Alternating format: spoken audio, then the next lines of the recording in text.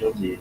So guys, kama you are watching kwa YouTube, ujue kwamba tutakuwa na Frida Sialo, na kama utakuwa una watch kwa replay, kaa hapo usikize up to the end, uone what you can benefit kwa hii discussion tutakuwa nayo kutoka saa hii mpaka around in the next 1 hour tutakuwa tumemaliza. So kama umeingia kwa YouTube ama kwa TikTok, unaweza anza ku tap your screen, tap as many times as you can as we wait for our guest akuje kidogo atuongeleshe, tujue kama kuna kitu tunaweza, kuna njia tunaweza pata zenye ziko rahisi za kwenda USA. So unaweza tap screen, so you can tap that screen as many times as you can as we wait for her. So kidogo nitatafuta fundi wa mitambo anitengenezea hizi ndio upate sisumbuliwi nazo, but ka studio kangu ni computer tu na microphone mbili, taniwia radhi. So kama uko hapo chukua kiti uketi chini kwa sababu tutakuwa na discussion ya around 1 hour about the different pathways zenye unaweza kuwa nazo ukitaka kwenda US, na sana sana for nurses and nurse aides, because nimeona watu wengi wanauliza about those pathways, either nurse na ama nurse aide. Na pia tutachanganya na some other discussions about immigration, about how you can study abroad, how you can look for scholarships. Tutazichanganya hapo ndani, lakini mwanzo tukipata mgeni wetu ambaye ni Sialo, tutaongelea tu about immigration ya nurses to the US na nurse aides, kwa sababu najua hiyo ni issue yenye ni topic yenye watu wangetaka kujua. So I'm trying to look at what you writing there. Naona watu wameanza kunisalimia, nimeshukuru. Na tap to screen tufike 1000 at least ndio upate tuko na watu wengi sana. So unaweza tap hiyo screen mara mingi as you can, just tap it. Najua watu wako hapa ni 33, so naweza piga hesabu nijue kila mtu akitap 8 likes zinaweza kuwa ni 37 times. Hesabu yangu inaniambia hesabu kidogo, nilipata marks mingi lakini siwezi piga hesabu hiyo kidogo, so mtaniwia radhi. So yes, Pauline anasema kama uko hapo TikTok na unataka, uko na uwezo, unaweza tuma gift. Kama Pauline umeona ametuma gift, nimeshukuru sana Pauline. Kidogo najua watu ni wengi sana na wanataka kusikia njia ni zipi zenye utaweza kusafiri kwenda US na kukaa huko permanently bila kutumia, thanks Pauline, bila kutumia njia za mkato, because there are ways you can travel na uishi either in USA, Canada, UK legally. It's just that huwa inahitaji some commitment yenye ni financial, na pia kama uko na kitu unaweza leverage on, unatumia hiyo pia ku leverage uende nayo. Kama for example uko na, tuseme for example uko na spouse huko, unaweza tumia hiyo kama u leverage uweze kufika pale, because lakini kwa sababu najua watu wengi hawana hizo advantages, you use the unfair advantage uko nayo, na baadaye naona mtaniuliza what is the meaning of an unfair advantage. Unfair advantage is the advantage you have of other people. So kama kuna mtu ako na swali, tunaweza anza kuulizana maswali kwanza as we wait for Frida. She's saying ako live, anasema ameniambia ako ready, so we are just waiting for her. So by that time tunaweza ongeleshana tu mambo kidogo tukimngoja watu wenye wako na maswali. Kama uko na gift unaweza tumatuma. Kama unataka pia kuwatch kwa YouTube, unaweza jambo voende kwa YouTube pia ni sawa. So kama unataka kuja live, na kama kuna mtu ako na swali, Aris nimeona umejoin, thank you very much, you've been here. Anajua this journey tutagrow pamoja ya kusaidia watu wetu waweze kupata things easier and without being conned, kwa sababu najua watu wengi wamepoteza pesa sana wakijaribu kupata kwenda these countries, either ni Gulf countries, Western countries. Watu wetu wanapoteza pesa. So hapo Pauline anasema tupate likes zifike 10,000. So kwa sababu tuko 56, just tap the screen, tap the screen as many times as you can. Yeah, hivyo ndio ningesema kwa sasa. Tafuta mtu anaweza funza Python. I have a student that needs to be tutored. Hiyo ni Iris anatafuta mtu mwenye anaweza funza Python at a fee. So Hiyo ni kazi yenye inapeanwa hapo. Hata kuna mtu aliniuliza kama naweza pata mtu mwenye anaweza managea page yake ya Facebook during the day, akanipea namba. Pia kama hiyo ni kazi unahitaji, unaweza kidogo usiandike na capital letters, inakaa kama shouting tafadhali. So kama hiyo ni kitu inakuinterest kumanage page ya Facebook, unaweza pia ni inbox, unaweza ni DM, yani ndio nikuelekeze kwake, kwa sababu anataka mtu mwenye anajua kumanage. So someone anasema niko 18 and I'm so much into traveling but cash is a problem. I was wondering if there is any means. Cash huwa ni starting point So kila kitu yenye unataka kufanya sana sana inahitaji pesa. Writing account anasema hiyo job fit. So kuna watu wengi naona wameuliza hiyo job. Kama unahitaji unaweza ni DM hapo, unaweza enda kwa any of my videos kwa channel yangu ya TikTok ama kwa YouTube pia uandike hapo. Ndio niweze kuconnect na huyo mtu anasema anataka mtu mwenye anajua kumanage Facebook page. But hapo kuna kazi imepeanwa na Iris, anaitwa the writing accountant, ako hapo. Naona mtu ameuliza requirements za hiyo job. So kama Iris uko na requirements unaweza peana hapo, ama unataka kuongea unaweza kuja uongee pia, kama uko mahali unaweza ongea, ama kuna mtu yote anataka kuuliza swali unaweza kuja hapa tuulizane maswali as we wait for our guest. So guys, najua mko hapa, tap to your screen. Tunataka ifike at least 10,000 likes. Naona sasa tukiwa 4.5 imekatalia 4.5 na ni mzuri tuisukume iende mpaka at least 10,000 likes. Tuko wengi jamani, tuko watu 70. So mwenye anajua hesabu Iris, jina lako kidogo watu wanashindwa kuiandika vizuri. Ni AIRIS So unaweza tap your screen to. So Iris anasema amerudi, unaulizwa namba yako. Tunangoja watu wa tap screen mpaka ifike at least 10,000. So kuna mtu anasema anaitwa Prince, anasema someone has offered to pay my traveling costs to Canada. Let me read your message. Lakini tutakaribisha Iris kidogo aongee. So kama utaona comment yako inapitwa, Iris karibu. Naona umeulizwa maswali mingi hapo, unaweza jibu. Hi guys, mko aje? Tuko poa. Okay, so I have a student mwenye anataka kufanywa one-on-one tutoring like over Zoom. Kidogo Iris, naona Sialo ameingia, wacha nimkaribishe alafu utaendelea tukuongea ndio tumuingize. So Iris unaweza ongea alafu I'm just taking some 2 minutes. Okay.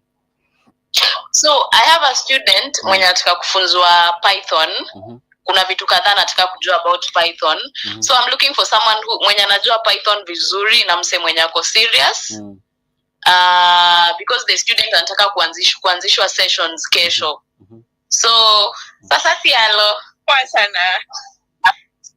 So if you are serious, just send me a DM. My DMs are open. And hivyo tu. Unafaa ujue Python vizuri. You're so good at Python. Ako miaka ngapi Iris huyo mtu mwenye anataka kufunza mtoto? Iris kama unanipata. Ni some student from Italy I think. Okay.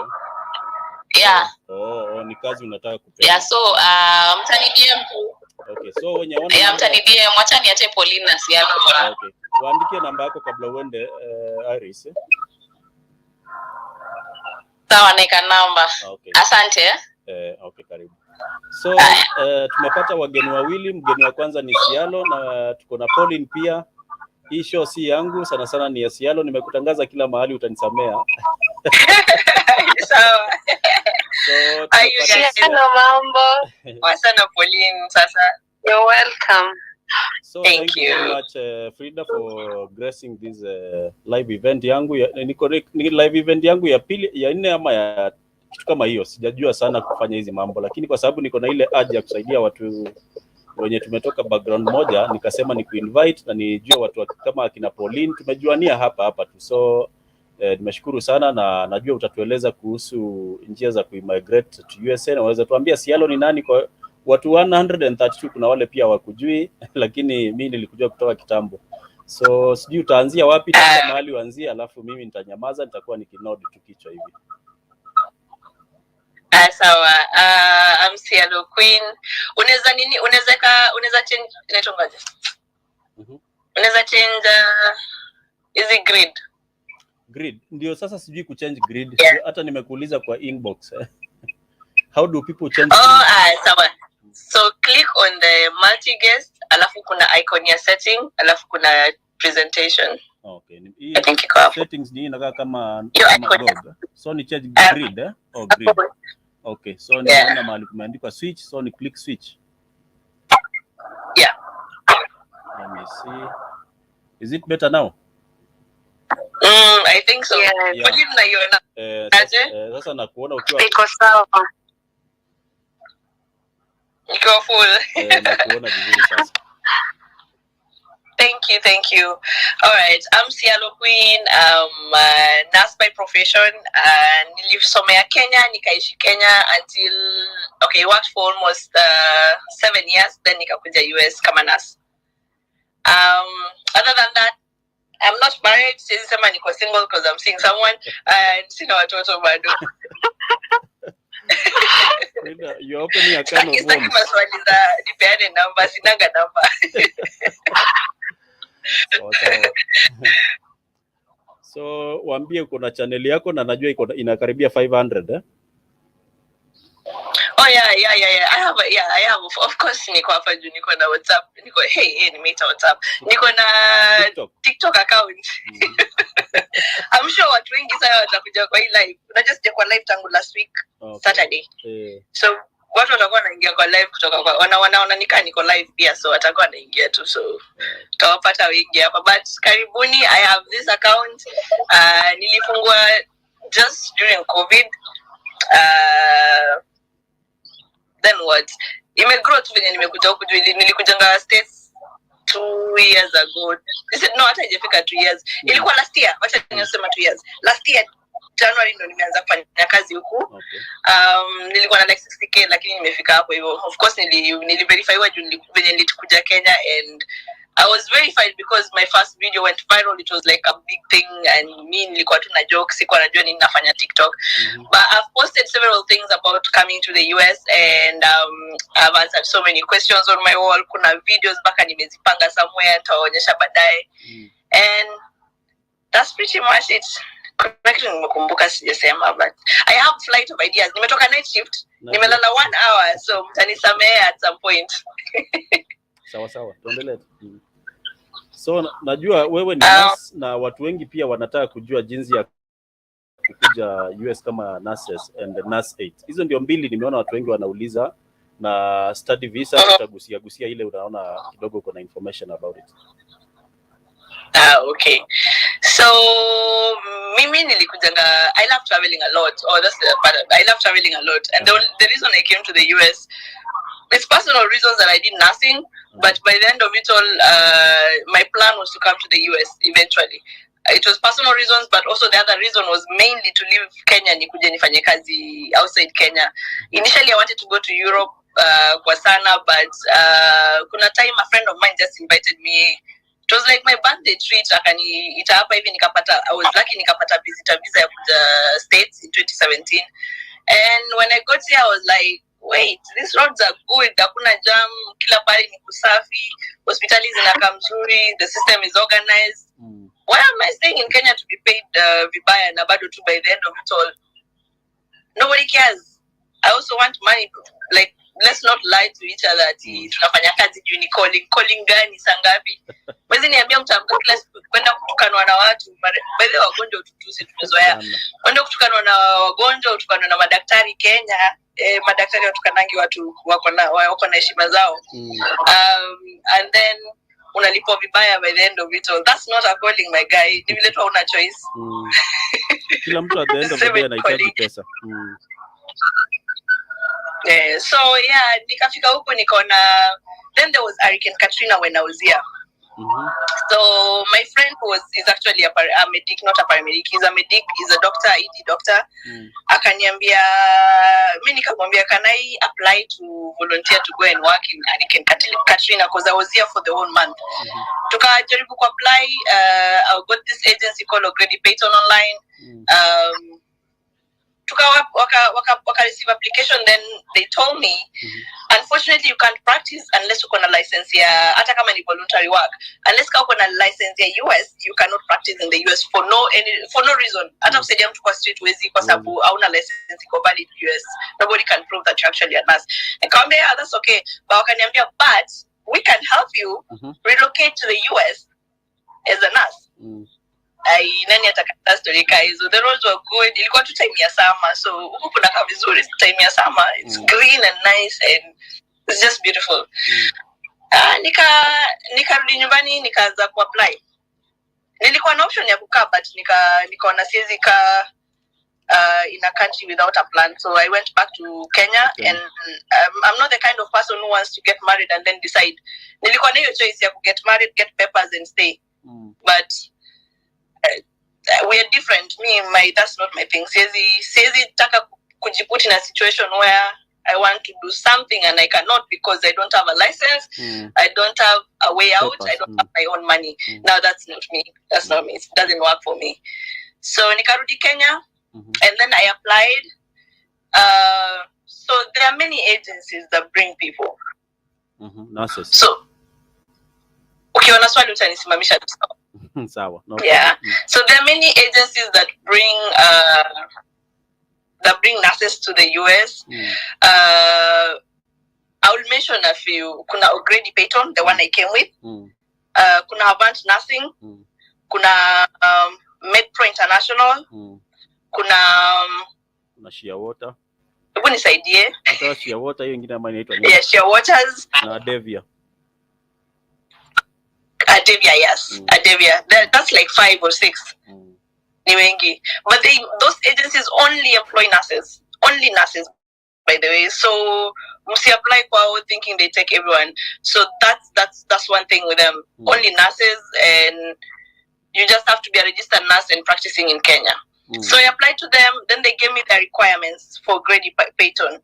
Almost all the agencies have the same requirements, except a few difference, of which when you apply to them, they give you all this information.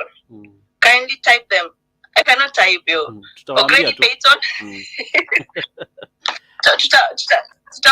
Najaribu kufikiria vile nitatype. Kuna watu wanazijua watatutaipia hapa. Frida, kuna watu wanazijua. Kuna nurses among us wenye wanazijua wanaweza tutaipia, utaona wazikitaipiwa hapo hizo agents. Perfect, even perfect. All right. So those who don't know, please just ask. You don't know, mtu atakutaga atakujibu. And then keep up with the 350 of you. So good luck. So I applied to them. O'Grady Payton told me their first requirement is you have to do an English test. Now, not all agencies want you to do the English test. So don't do the English test unless you are asked to do it. Agencies like Avant Nursing and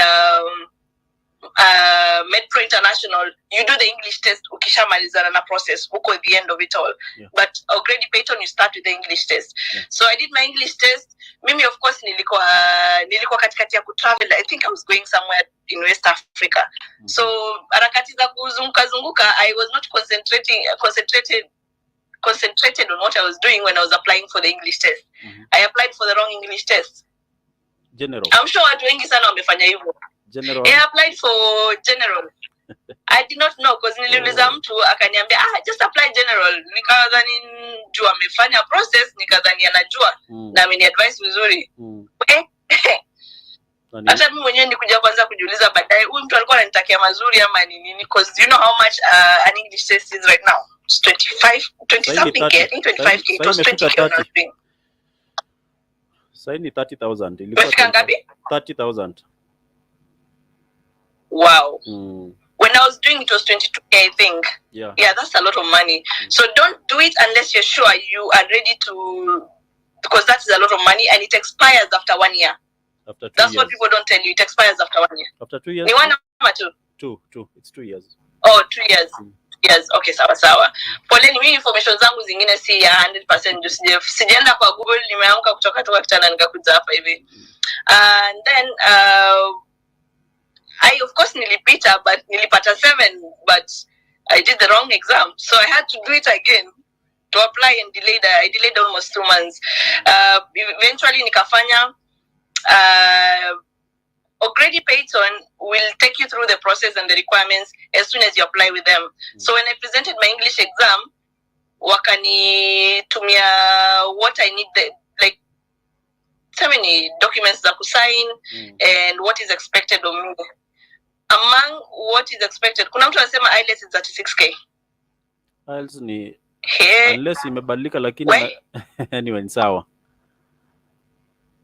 Najua 30. Okay. Alvan, I see you. Alvan ameingia hapa. Nikatumana. Ameingia hapa kwa down. Karibu sana Nikatumana documents, and then no, they need you to send your papers and your documents. So I sent all my documents as instructed, and then you need to be verified by the nursing board in the US. So it's like the Nursing Council of Kenya, but now near US. What they need you to do is present your papers from, of course, high school certificates. They need you to present nursing certificates that you finished school. Of course, when you graduate, kuna documents you're given. Thank you so much, guys, for the gifts. Then there's documents from the hospital. Was it the hospital? The School of Nursing, sorry. The School of Nursing. I'm saying hospital because I studied in a hospital. Nilisoma Nairobi Hospital, Mimi. Oh, okay. So it's School of Nursing, the Nursing Board, Nursing Council of Kenya, and then high school certificates. All those documents you send to the Nursing Board in the US. They will pick the state. I was sending mine to Chicago. So there's normally different. Chicago, they will send you to maybe Texas. They will send you to different places depending on where the agency is and where they have vacancy. So at that time, Chicago had vacancies. I sent my document to Chicago. Now that is my own expenses. Okay. It's your own money. So cool. Yeah, it's your own money. Agent you obtaining agent anakuambia tuma hiki, mahali kama ni CGFNS anakuambia tuma this and that. Ama kama ni board. Yes. Yeah. So kuna papers unapewa, unapeleka School of Nursing where you studied your nursing for them to sign and approve that you actually went through their school, and they actually send documents like transcripts. Wanatumana mpaka transcripts zako to the Board of Nursing on this other side. Same as Nursing Council. Kuna paper unapeleka, they fill and sign, and they send it themselves to the Board of Nursing in the US. So you still pay for the transportation. Courier fee. The courier services. Yeah. You still pay for that. And then after I was done with that, I did a test before this. There was like an aptitude test. It's like an English test.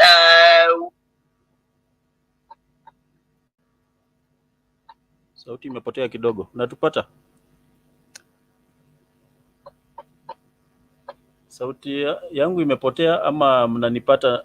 Frida, kidogo sauti yako hata siipati. I can hear you, Jackson. And what about Siala, unamsikia? Hapana. Kidogo ni kama sauti yake hata nimeona akimute akijaribu. Hebu ongea Frida nione kama unakusikia. Unanisikia? Tunakusikia. Sawa. Yeah.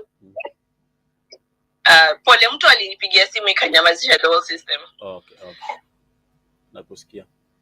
All right. Endelea Frida. Naweza toka nirudi juu iko na echo. Iko na echo. Basi unaweza toka kidogo alafu tubaki. Unasikia? Nakusikia mimi nakusikia. There's no echo. Utusikie. Hakuna echo, mimi nakusikia sawa. Okay. Endelea Sialo. Ulikuwa umefikisha mahali kwa kidogo ni kama atusikie. The courier. Za courier. You have to pay for the courier. Okay. Imagine nasikia echo 1 minute. Wacha nitoke niingie. Wacha nitoke alafu ni request. Okay. So watu najua tuko wengi hapa, tuko 340. Hiyo ndio ile journey ya kama wewe uko na nurse ama unajua nurse yeyote mwenye anataka kujua hii historia ya immigration to USA. So unaweza sikiza, hata kama wewe si nurse unaweza sikiza, unaweza enda pia ueleze mtu mwingine.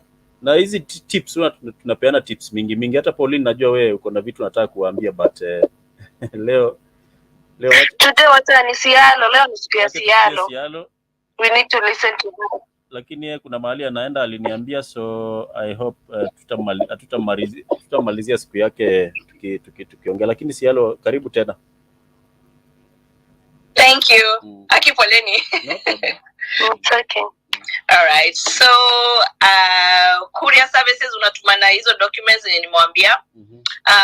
Once you send them, they will, nimwambia before you send all these documents unakuwa umefanya an aptitude test, like an English test, and then aptitude test inakuwa gato Google, it's like general questions you're asked for in an interview. So that's part of it. And then the other one is like nursing questions that it's like 60 questions just to prove or to confirm that you actually know what you're doing and you are a nurse, which is required by any field. If you are to apply for a job in any field for certification, you have to do that.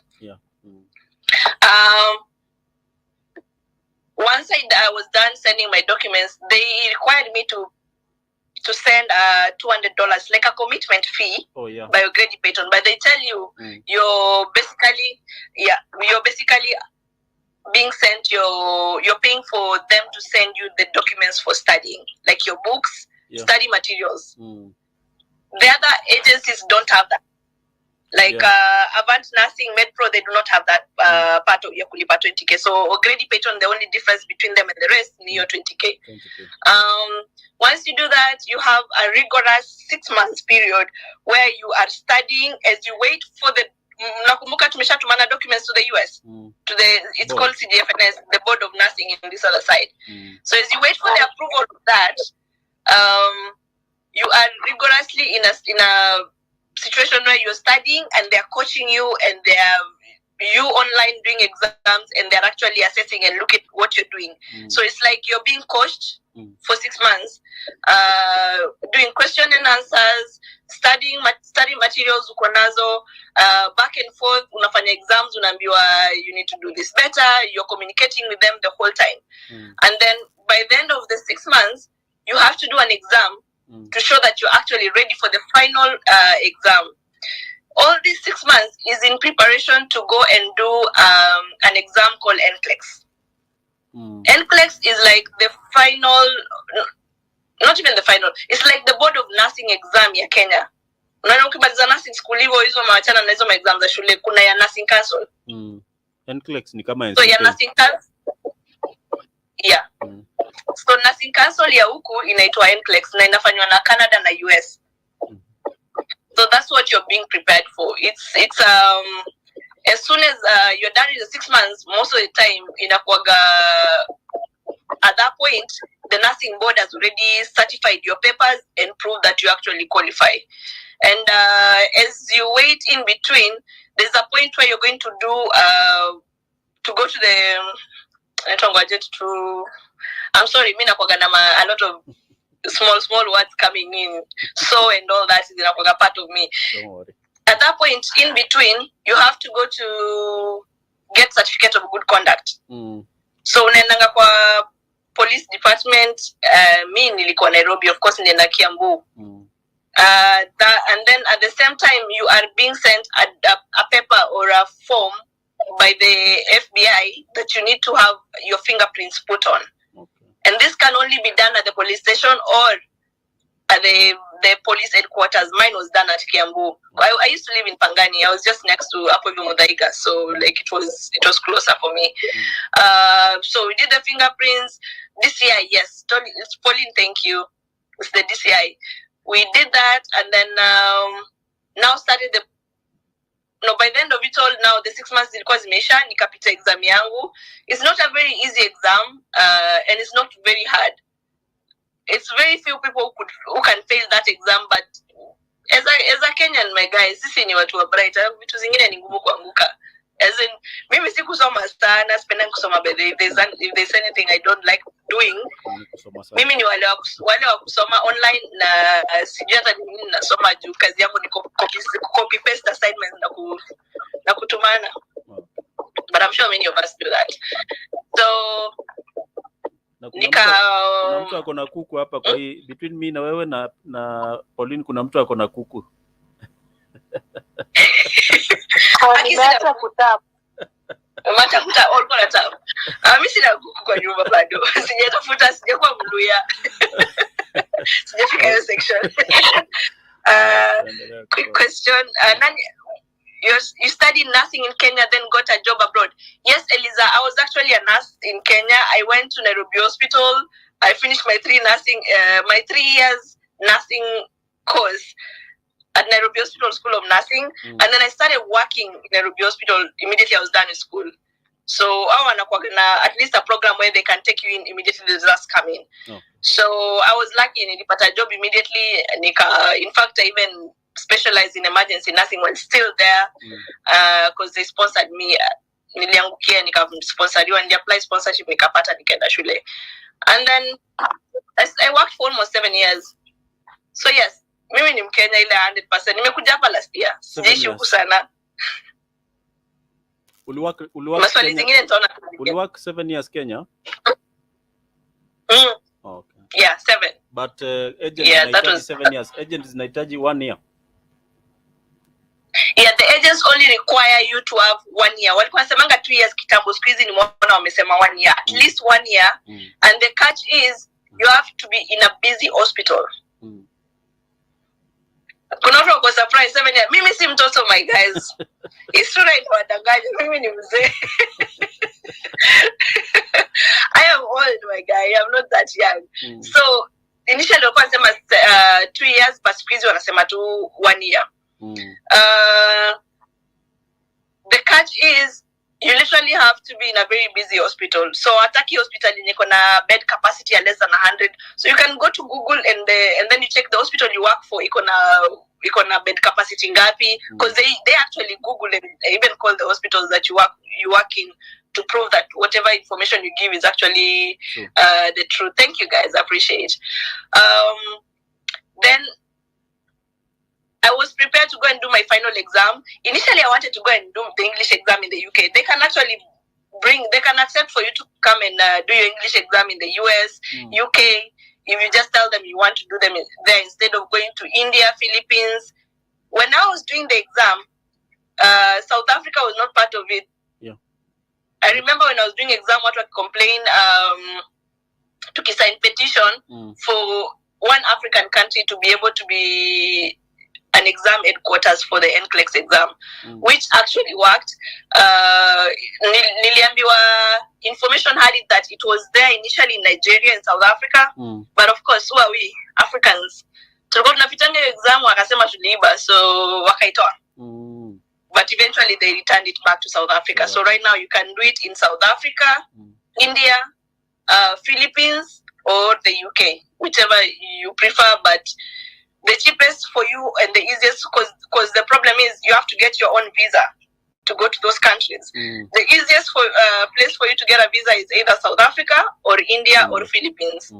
So I chose to go to India because I also wanted to travel to India. Niliendanga kufanya exam alafu nikakaa huko extra days kuzura. You get to the country, they pay for your flight.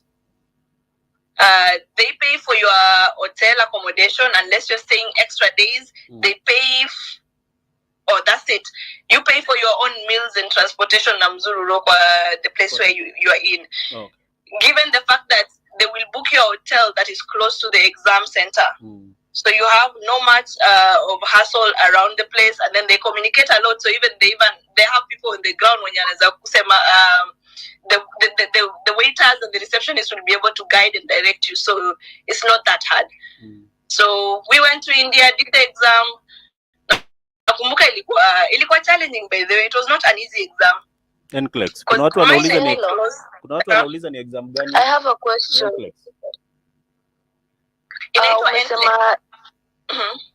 Umesema wanakulipia air ticket, right? What about the visa? So the part where I said the catch 2 part is you have to pay for your own visa for the country you go and do your NCLEX exam. Okay, so you can choose the Philippines because we don't need a visa, or you can get a visa on arrival. Correct. Okay. Same for India, you can get a visa on arrival, or you get actually India to go and apply online. Una apply online. Okay. Hadi wa leo. Nani 5K to same thing as South Africa, ni 5K, but for South Africa you have to go to there's a place in Westlands where they actually do their visas.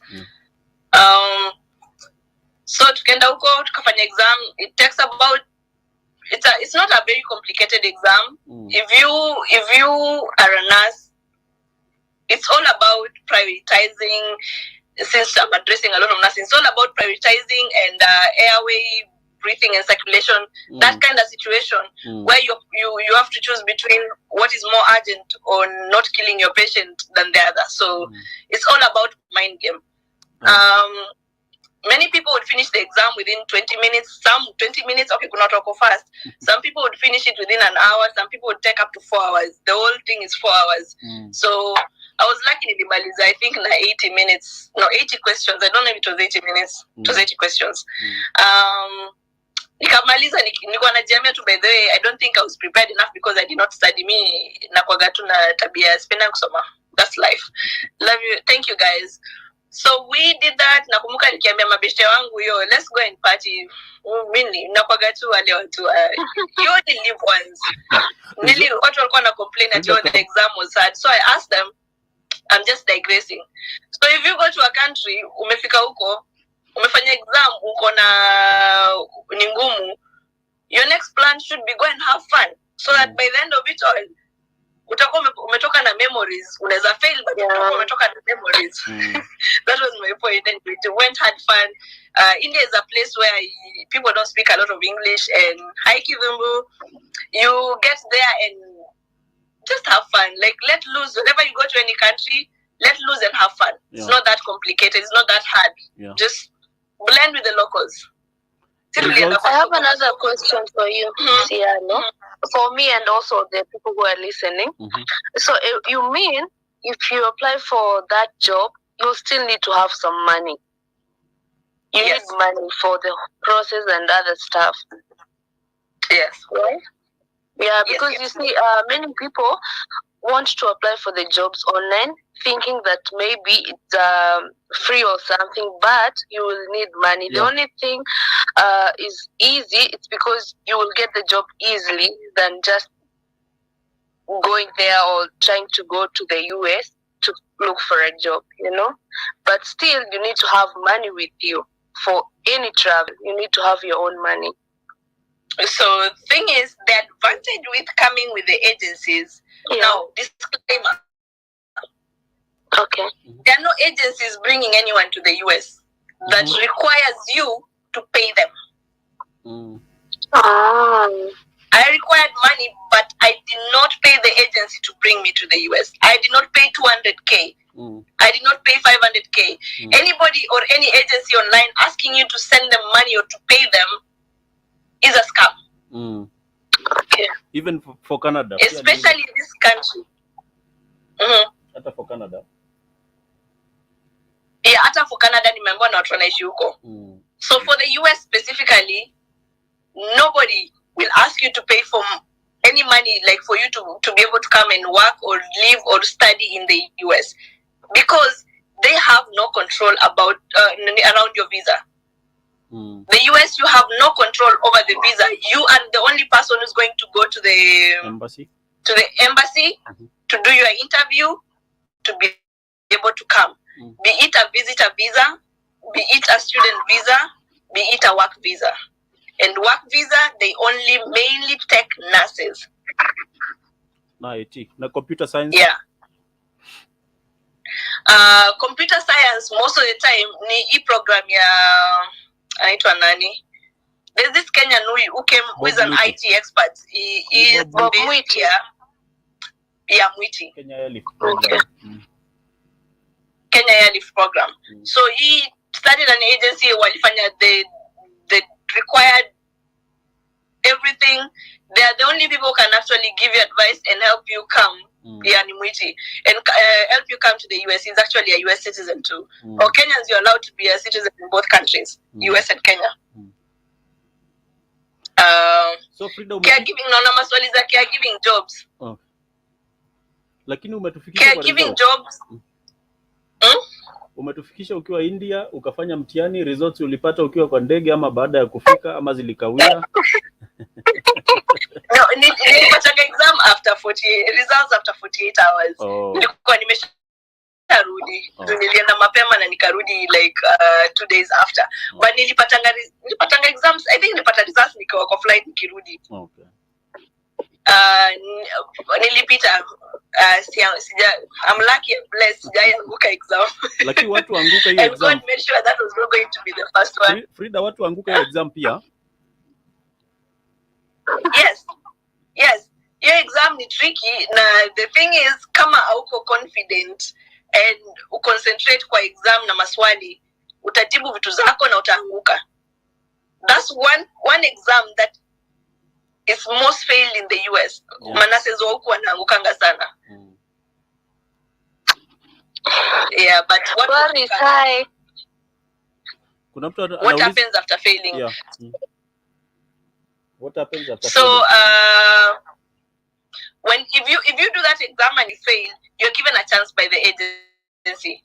But thing is, you will have to prepare yourself and study, and until you're ready, then the agency will if you fail, agency will not pay for your flight, but they will help you book the exams and all that. So they'll do the process of preparing you again and encourage you watakubukia exam, but you'll pay for your own flight to go and do it. So the difference, because ni take 2. But I know they give you a chance. They give you a chance to repeat it, even up to 3 times. But kuna expenses you'll take care of by yourself. Sialo, kuna jinsi yenye mtu anaweza jilipia hizi vitu ajipeleke without agents. Kama unataka ujifanyie, then at the end ujipeleke, ujitafutie kazi, alafu ujipeleke bila agents. Yes, kunao. But the tricky part inakuanga utamaliza kila kitu, upate documents zako, upate papers zako, you're a US registered nurse. But getting into the US is the hard part. Oh, okay. The visa. Yeah. Apply visa. Because only you can only get the work visa if you are employed. Oh, okay.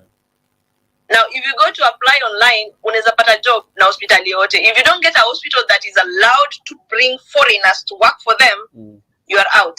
Oh. So people finish exam and they get frustrated. So I would advise anyone, if you're done, don't spend your money, save your money, use your money to do something else. Apply with the agency. They will bond you for 2 years, some for 1 year, some for 3 years, but the time flies, and by the end of it all, you're done. You need those 2 years to actually settle down na ulipe kama US nurse, because by the end of it all, they need you to have orientation huko. Itabidi ujibu hao watu uliza about caregiver, nurse aid, kwa sababu najua kuna watu pia wanataka kujua hiyo. Caregiver na nurse aid. Naona watu wanauliza hapa. Nimeona hizo maswali. Kama kuna njia yoyote. Caregiver ni basically kama watu wanachunga watu in the assisted living, ni my places when all people wanaishi. Ama nurse aid ni mtu mwenye anafanya kazi ya maybe kusaidia wagonjwa, not the medical part, but kuwasaidia kutembea, kuwapeleka kwa choo, kufanya vital signs, kupeana madawa simple, kuna nyana wako allowed kupeana. Hizo job zote ziko. Thing is, these agencies don't take people with those qualifications because it's a course that you only need to study for 3 weeks. Yeah. 2-3 weeks. And it's a very easy course to do, so anybody can do it. So they're not going to spend so much money to bring you over to train you for 2 weeks. They want one that pays good, of course, because they gain from it. So hakuna agency nime come across for the 2 years nimeka huku that brings nurse aides or care TNA. Yeah. TNS, yes. certified nurse assistants zote hiyo category ya assistants wote hakuna agency inawaleta. Okay. And if you come across any agency saying that, be very careful and do your research. I have not come across any. I've been here for long. The easiest way for you to actually be able to do nurse assistant and nurse aid jobs in the US as a foreigner ni ukuje na green card. Oh yeah, apply green card. Yeah. Kuna mtu anauliza the name of the agency you used. O'Grady Payton. O'Grady Payton, and then kuna Avant Nursing, kuna Medpro International, kuna Shea Waters, kuna Devia. Sorry, Devia Nursing. Yeah. Sialo nikuulize na mtu watu wanaweza enda kusoma those short courses kama za CNA, kama kuna mtu akona uwezo wa kwenda kusoma kama CNA US alafu a transition kama aanze kazi kama CNA hivyo. Yes, so ukikuja huku nimekwambia hiyo part ya kukuja huku kama green card. Ukikuja na green card ni kama umepewa 100% support and freedom ya kufanya kazi hapa. Not support but freedom ya kuja kufanya kazi. So they accept you as a person and your documents. So you can come here and do any job you want. So your time unaweza kuja ufanye your 2 weeks course, your 3 weeks course, and then you start working. So it's the easiest way for everybody who comes in with green card who settle down hapa. I think hujasikia vizuri, nilikuwa nauliza kama wanafunzi wenye wamaliza high school wanaweza apply course kama za CNA, wafanye course alafu a transition to kazi through your kama mwanafunzi aanze kama mwanafunzi alafu sijui kama kuna license ya CNA yenye inamruhusu apate sponsorship ya kama ya nurse. Visa sponsorship. No. Jackson. Tialo amesema those courses are short. Zingine ni 4 months. So hakuna venye uta-apply tunaenda kufanya a course in the US for 4 months. Okay. Hata ni 2 weeks, hata si ndefu. It's a very short course. Yeah. So they actually don't take anyone. I've not come across an agency that brings CNN, nurse assistant, nurse aides. Hizo zote hapana sijapata. Okay. Yeah. What if you have a visit visa? Now thing is ukija na visit visa ukifanya kazi other than being a visitor you're doing it illegally. Hiyo inakuwa ni chini ya maji. Chini ya maji. Hiyo chini ya maji. So hata kulipo utalipwa chini ya maji, utalipwa vizuri. There's someone who is asking, is the course only offered in the US? No, you can do it also in Kenya. Kenya have I think Aga Khan wako na hiyo part. Wako na hiyo course yenyewe. Kuna mtu mwingine ameuliza nililipa agency. Sikulipa agency yangu. The only thing I did with my agency is the only thing I did is pay them 20K. I didn't even pay them. They sent me documents from the examining board that they were using to help me study. Kaplan hivi. So you don't pay any agency. Hakuna sijui mtu ameita deposit ama imeitwaje. Kuna pesa wanaitisha 20,000. You don't pay. So wanakutumia vitabu kutoka kwa Kaplan ama UWorld kitu kama hiyo. Yes. So those are just for study materials. I did not pay the agency to help me come here. No, I did not. I just applied. And that's why I'm bonded. Ukimaliza, you're bonded with them. Like, not ukimaliza, ukikuja huku, you're bonded with them for like 2 years. So you can't work anywhere else. You have to work with them for like 2 years. No, you can.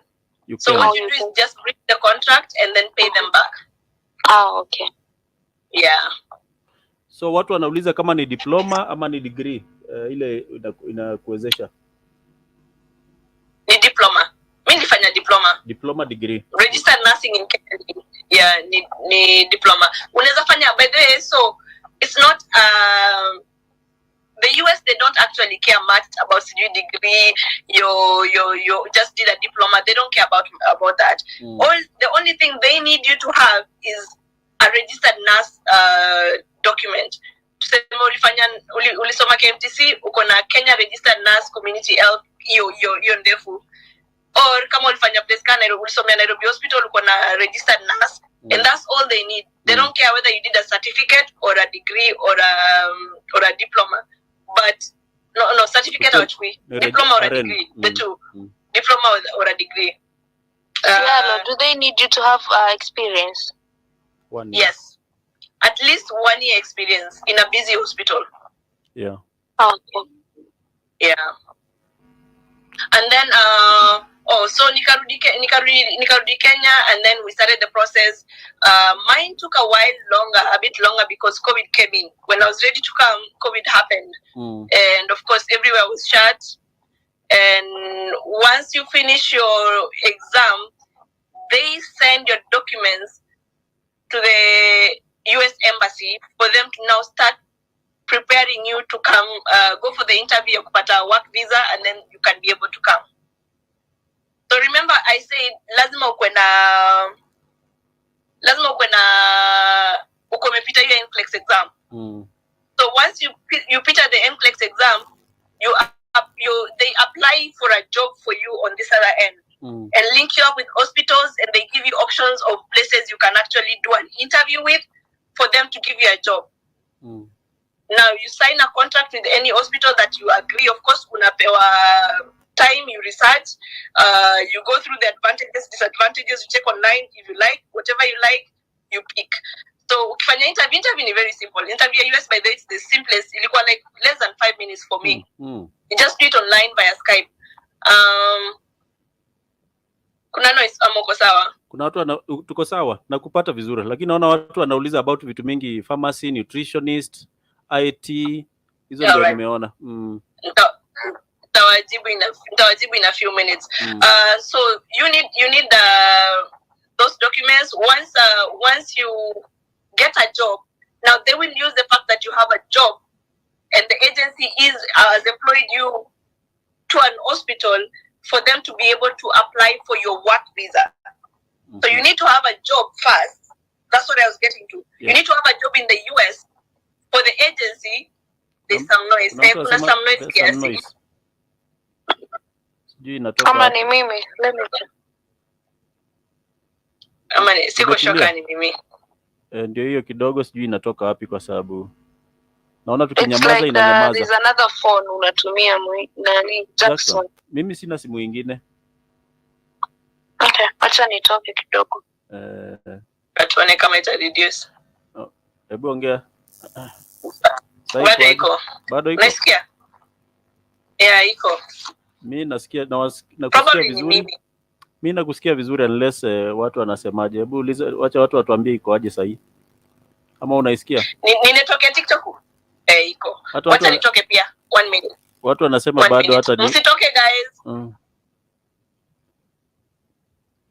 So guys, mtaniambia venye mnanisikia. So sijui kama bado iko. Sasa itabidi mimi nifunge alafu nirudi. Sijui mna suggest aje nifunge hii alafu nirudi. But iko sawa, bado iko poa. So acha nirudishe Paulina akiwa na Frida. So sijui ilikuwa inatoka wapi. Sometimes TikTok inakuanga na shida kidogo. Mtaniwia radhi. Paulina, I think umeingia. Wacha nilete Frida. Yeah. Okay. Na kuna mahali ameniambia kwa kuchange orientation, I think iko sawa. Yeah, iko sawa. Okay. Lakini hatukuoni picha, umepotea video. Okay, umerudi. Na Paulina amekataa kuleta video, sijui ni kwa nini. Na wa Kenya ni watu wako. Kwa nini leta video? Niko place kuna watu wengine. Okay, sawa. Wacha tuendelee. So ukasema ulikuwa umefika ukarudi Kenya. The main reason and the main way of getting a work visa in the US, you have to be employed. So that's why they work on the process of you getting your certificates, your documents for you to be able to be employed before they actually apply for the visa, for the work visa.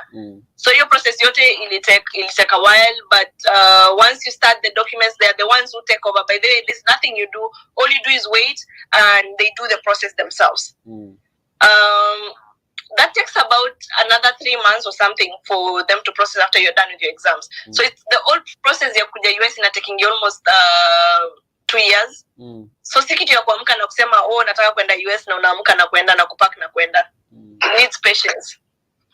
Yeah. Once you finish and you get you qualify and then you get an interview with the US embassy, which is the US embassy who sends you an email and tell you yo, they don't say yo, but watakwambia your interview date is such a date, and before the interview date, they tell you you've qualified to come for the interview. You need to go and do these exams. It's medical exams, like medical, physical exams, medical checkup. Sorry, it's like a medical checkup. So unaendanga inaitwaje? IOM. IOM. Yes. IOM is close to the US embassy, so you go and do your stuff, and then it's just like physical exam, a chest X-ray, urine test, blood count, just make sure everything is fine. And then they send, including your vaccination, they make sure you're vaccinated correctly according to the US. And then they send your documents and your results to the US embassy. And then the US embassy books you for an interview date. And when they're ready and you have your interview date, you just walk in there with the proofs. Kuna vitu enye utaambiwa na agency you need to have before you go, because you need to prove to the hata kama ni employment agency ni employment visa, and you have the agency doing everything, you can be denied the visa kulingana na venye documents zako zinakaa. Unaweza kuwa kuna criminal record for example. But before ufanye hizo zote, of course kuna hiyo part ya FBI wanakuaga wameshachunguza hizo vitu zote, so you're easy. The main challenge inakuaga kwa US embassy inakuaga maybe uli apply visa kitambo, ukaenda interview ka fail, and you do not mention, hey Amito, how you doing? So if you're not truthful when you're filling the forms for application of the interview thing, you can be thrown out. So US inakuwaga very, very strict when it comes to being open and truthful with every word you're using on that platform when you're applying. So you can be denied for that. If you have, if you're in a relationship, mama umeoa mtu, like wewe na familia yako plus watoto wako below 18 years, you're all actually qualified to come to the US using that person who is a nurse. So kama bibi yako ni nurse ama bwana yako ni nurse na ameapply, time ya kwenda kwa interview ya kukuja US, mnaenda wote kama familia. Na mtakuja US wote. I think your party could mention. So this plan and the agents, they're like, they help you with your whole family. Hiyo ndio inakuwa advantage. So kuna mtu alisema the easiest way ya kuja US pia siku hizi ni kuwa nurse. I think kuna mtu amesema kitu kama hiyo. So there you go. It's actually an easy way. Mnasikizana na msemo mnaoana mapema, and before you go to the, is it only nursing or caregivers? There's no caregivers, Amito. So if you can, then you're good to go. I don't like US. Nobody asked you. I'm sorry, nobody asked you. Anyway, wacha nikuempoa siko kwa platform no yangu. problem because hata mimi nilikuwa na expect tujibu hivyo, kwa sababu kama unasikia hiyo si story inakufaa unajitoa tu kidogo. So nobody asked them. So mimi nilisema Cielo nilitengeneza actually nilitengeneza video kabla nitengeneza ile yako ya mtu alikuwa anasema nyumba yako haina kitu. There's another video nilitengeneza about watu waoe nurses na watu walikataa kidogo, lakini there's a reason nakwambia kama unaweza pata nurse or because it's kama unampenda na mnapendana Unajua kitu funny, people take nursing in Kenya kama kazi ya mkono. Hey, you guys, wacha tu niwaambie. The least paid nurse in the US wanalipwangwa about approximately 3,500 Kenya shillings per hour. Per hour, 3,000 per hour, 500 per hour, and you're only required to work 36 hours a week, 3 days. 3 days in a week, so itakuwa ni 12 shift ya 12. Yeah, ukifanya 12, ukiamua kufanya 8 of course utafanya more, but you only need to work 36 hours. So huyo mtu unaita kazi ya mkono, my guy, most nurses wanalipwa more than $120 per hour, $120. So mwita tu kazi ya mkono, sijui nini.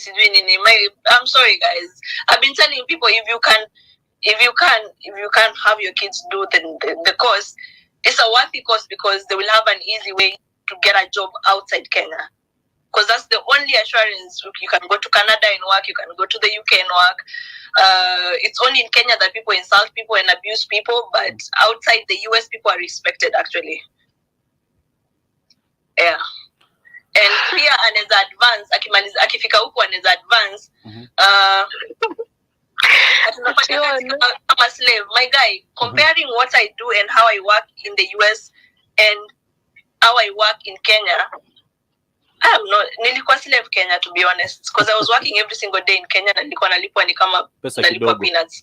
So contrary to your opinion that nobody asked,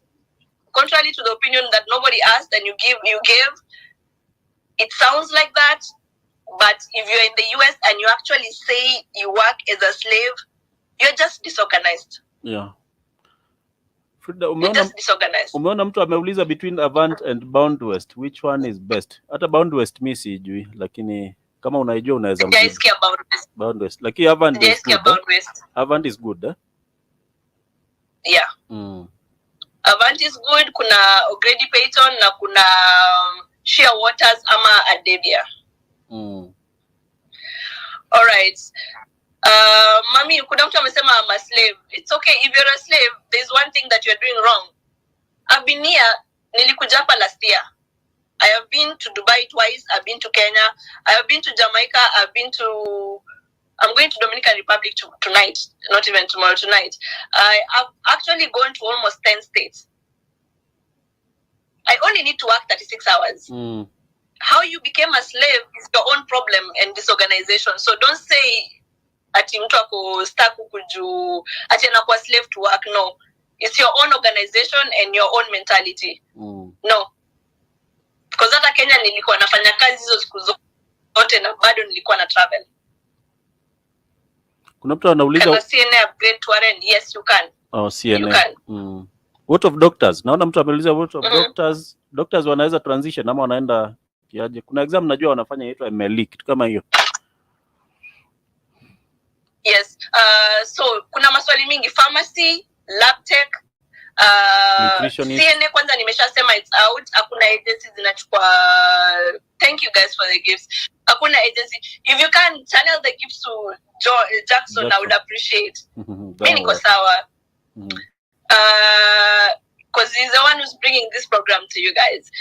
Any other field other than nursing, you need to be very careful, because most of these other fields unapatanga wanakuambia lipa hii tutakuleta, and anyone who asks you to pay to come to the US is a scam.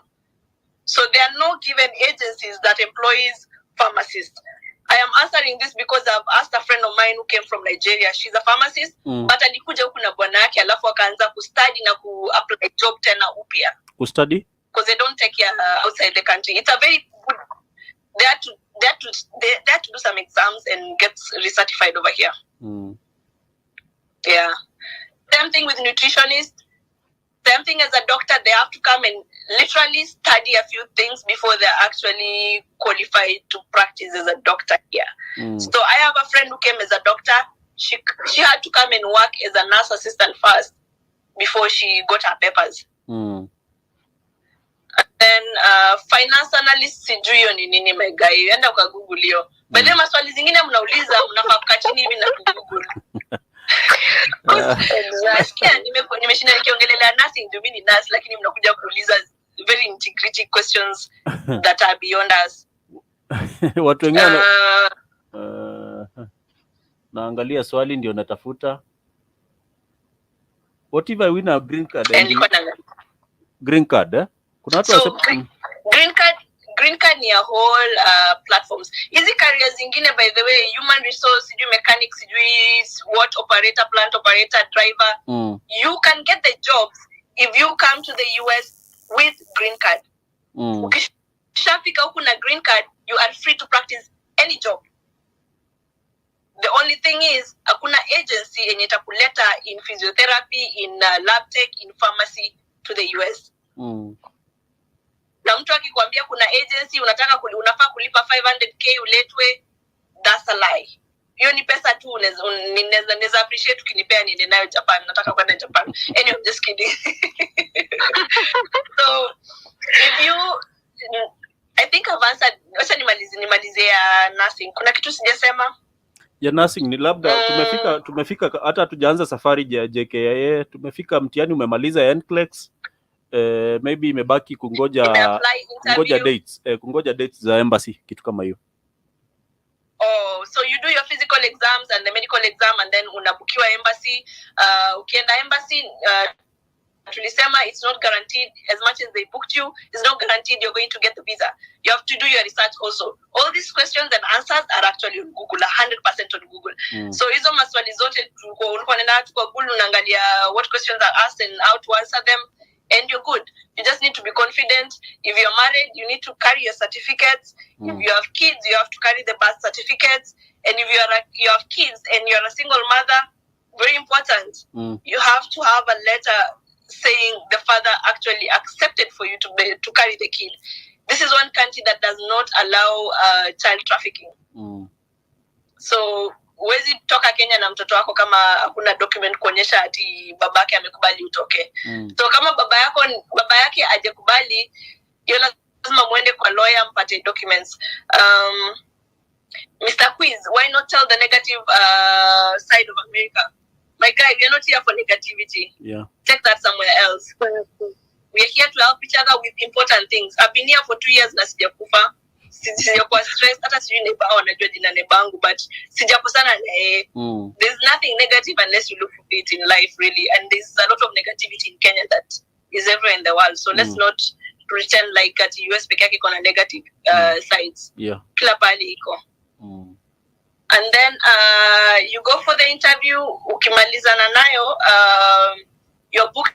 The agency will book you for the travel dates and everything. Mnakubaliana unataka kutravel lini, and then they will tell you when to quit your job, and then you now process, because of course hawataki ukosane na employer wako nyumbani. Watakupea time ya kuquit and finish up with employer, with your family, and of course plan.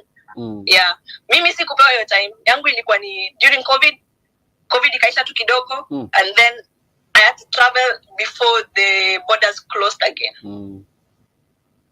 So mimi nilikuwa napigiwa simu on Monday naambiwa you need to be out of Kenya by Friday. Actually ilikuwa Tuesday. Naambiwa you need to be out of Kenya by Friday. Nilipelekwa mbio in my life kama hiyo siku. It was a tough one, but I managed. And then when you now travel to the US, you have options. Of course, unaulizwa what flights you want to use, where you're going. The most important thing, kuna mtu aliongelelea pesa. You need to save. Of course, when you come here to settle down,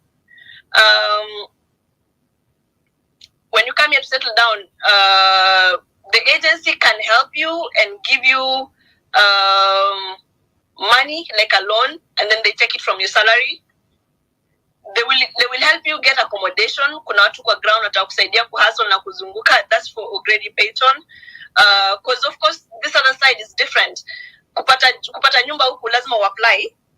Lazima na prove that you are employed and you can afford the rent. Rent si shilingi 2, my guys. Huku kwanza mimi naishi pali pabaya. Rent ni more than 150k. That's $1,500. Then so wanahitaji prove that you're actually employed. They need you to have your green card documents. As you come into the country, they fill the correct documents, and the resident permits, or it's like the resident permits, the documents for you to be able to settle down in the US. They give you the papers and the number that you need. The SSN number is like the personalized number is like an ID number for you to be able to be employed and be paid in this country. Now, if you come as a visitor, if you come as a student, now that is what you don't have. So wezi lipo vizuri if you come through other processes and not get that SSN number. Now, hapo inakuwaga the only difference if you want to work chini ya maji kama umekuja kama visitor. We'll talk about that later. Social security number, yes. Then from there, Flight. so imagine if you're married to a nurse, the only thing you need to do is come with her, and that's it. Of course, itabidi umetafuta pesa ya settle down because mtakuwa wengi at that point. Mtapata nyumba. The agency will give you an air mattress, blankets, and then you hustle and buy your own stuff. It's not that hard. Don't be the kind of person who want to get into a house and fill it up in a second. Kamaka TV, bedroom TV, kitanda expensive, sijui furniture expensive. Who told you utakuwa na visitors? So when you go to a place, anza tu kama venye uko Kenya. You know, when you finish school and you don't have money, unaanzaga kulala kwa ground. There's no difference between here and there. So unaweza amua uanze kulala kwa ground. If you feel you have money to play with and you want to buy mattresses and beds, okay, mattress ni mzuri, hiyo ni important, lazima utabuy. I'm talking about furniture, like expensive furniture, like maybe a dining set, expensive couch, like sofa, expensive TV. Whatever ukaya hapa 2 weeks you realize you may buy the worst design ya vitu. Sometimes you have to think about things. Me, niuliza ati kidogo nikukatize, lakini najua nitakuuliza about driving license, kitu kama hiyo, na ndege nani huwa analipa ya familia. Driving license na ndege ya siku ya kwenda kwa familia, kitu kama hiyo. Ya familia. Okay. So driving license unaambiwa uchukue DL Kenya because it's expensive to start doing driving in the US from scratch. So lazima uchukue hiyo DL before fanya international driving license. Even the regular driving license, bora ni legit, you're good to go. In fact, hata mezi angalia, but to be safe, chukua a legit one. Then practice on driving is not that complicated to drive on the side. The only difference, ukifika huku, unapewa more time. You can drive with a Kenyan license for up to 6 months, or international license for 6 months. So you have time, and most of the time, so as you leave your country, the agency will pay for your flight for the person they are employing, but for your own family, itabidi mwalipia flight. Familia. Which agency or grade Payton? I'm talking about nursing, by the way, nurses only. Yeah. So familia yako ni wewe ndo unawalipia. That's where you need to save money. So Frida, najua. And then what else? Then pesa yako ya kusettle down, and that's it. But najua watu wengi wanataka kufanya vitu chap, lakini just know that hii ni kitu unaweza anza, na kama umequalify kwenda nursing school unaweza enda ujipe 3 years yako, alafu utafute experience ya 1 year in a busy hospital kama Nairobi Hospital ama hizi county government hospitals kubwa kama kuna hizi hospitali kubwa najua watu wanajua. So si lazima uanzie huku juu sana, unaweza anzia chini kidogo, polepole mpaka ufikie huko. Yeah. Miaka 3. Kuna mtu amesema I'm tired of being a slave as a nurse in Kenya. Yeah, I was also tired. Na before nitoke Kenya, by the way, niliquit. Niliquit bila mpango. Niliquit bila kujua nitafanya nini next if I don't get to travel in like 2 months. I was home for like 3 months because unfortunately nilikuwa na dreadlocks. Unfortunately niko na piercings, niko na earrings, and I still used to travel even with COVID. Immediately borders were open, I was in Ghana, and I think so many things didn't sit well with my former employers, or nurses to nurses. So nili frustratiwa, and I had to literally call it quits. But I was comfortable because I was alone. I don't have kids. I don't have any responsibility except myself. I didn't even tell my parents I quit job. Nilienda tu nikakaa na beshte yangu, nikaachana na job, nikachill, nikajienjoy kiasi, but God had me. The last day I was supposed to be working is luckily the day I actually got my interview date. So Sialo, kuna mtu anauliza ama kuna age limit? Hakuna age limit. Nurses can work up to 90 years in the US. Yeah. Okay. Yeah. Before applying for grade, yes, you must have your IELTS, but approach them, apply to them first. They will tell you when to do the IELTS. So don't do the IELTS first. It's expensive when it expires. Na mtu anauliza the process. Umesema ni around 2 years, right? Yeah, ni around 2 the years. whole process. Kuna watu wameuliza qualification hapo. Frida, kuna watu wameuliza qualifications za kuingia nursing school Na before ujibu, acha niwaambie nursing school unaweza fanyia in government institutions, na kuna mission na kuna private. Yes. Lakini wanauliza qualifications lakini hata mimi siwezi kumbuka kwa akili yangu. Is your transcript important? I think transcript is very important. How else do you prove that you went to school? It's extremely important, and that's why they tell you to go to your school and your former school to actually send the transcripts. So yes, it's important. You don't need to have them physically, but it's important for you to have your transcripts. So if you can, the way you have your certificates, keep your transcripts. Kuna swali mtu ameuliza na imenipita. Ni qualification tu nimeona, si qualification. Anyway. Qualification ndio nimeona imepita hapo. Qualifications. Qualification ya nursing school, as you said, nursing school kuna options mingi.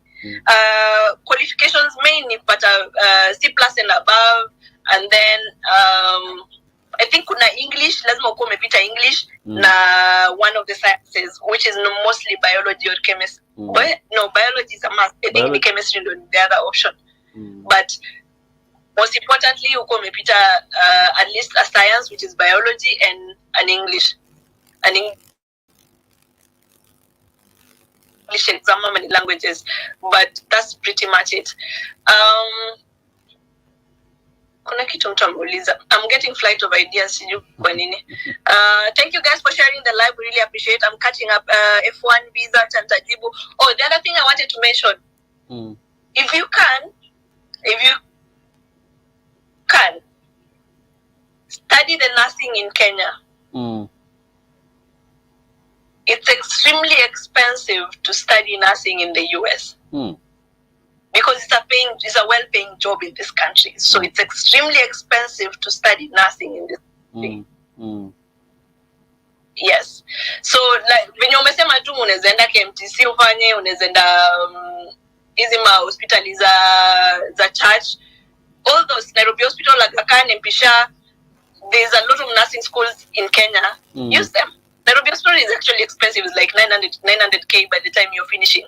In the US, the list nimesikia ni about 4 million Kenyan. For nursing. That is quite expensive, huh? Yeah. It's expensive to study nursing. I know people. It is. I know people have come to the US to come and do other things like IT, medicine. Wakafika huko wakarealize hii kitu ni tricky, wakarudi Kenya kufanya nursing.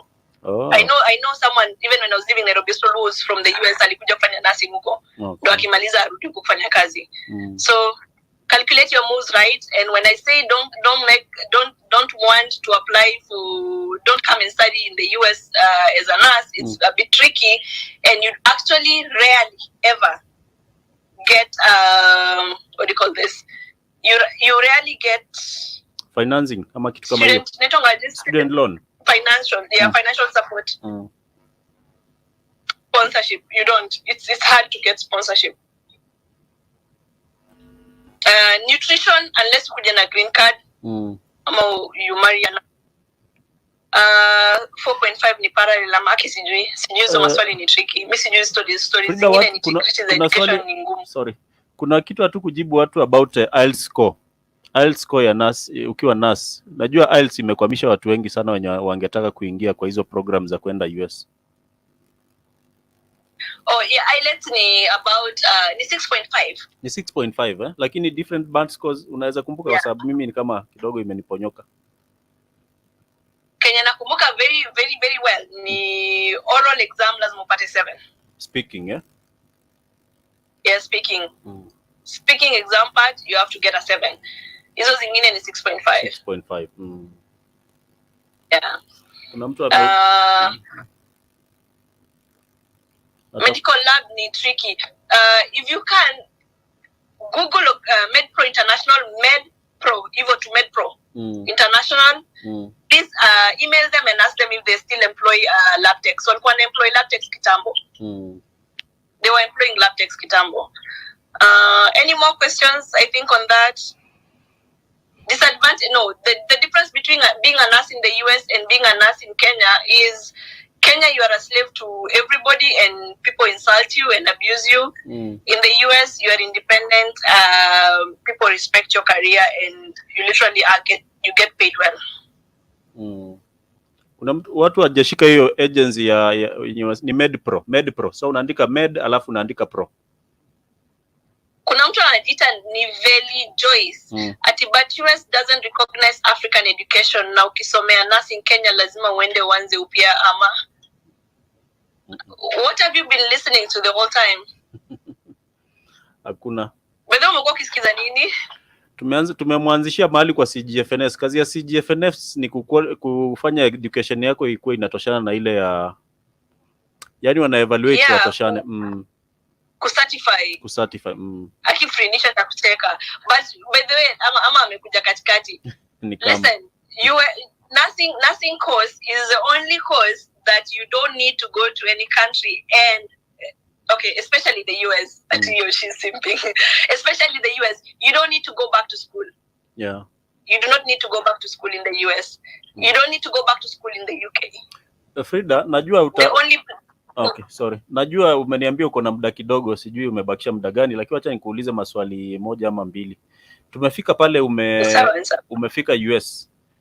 Process ya kuadapt ama unaenda unaachiliwa alafu unaambiwa sasa umeingia kwa ward. Especially kwa MedPro. No, wanakusaidia. Only Australia na Canada lazima uende kama umeenda shule. For a nurse. Lazima ukienda Canada ama Australia lazima uende shule for at least 1 year. But these other countries you're good to go. So ukikuja they actually help you, watakupeleka through orientation. Orientation takes about 6 months depending on how fast you are. Mine I think took walikuwa nataka kuitoa orientation hata first month, asikumalizanga first month walinitoa.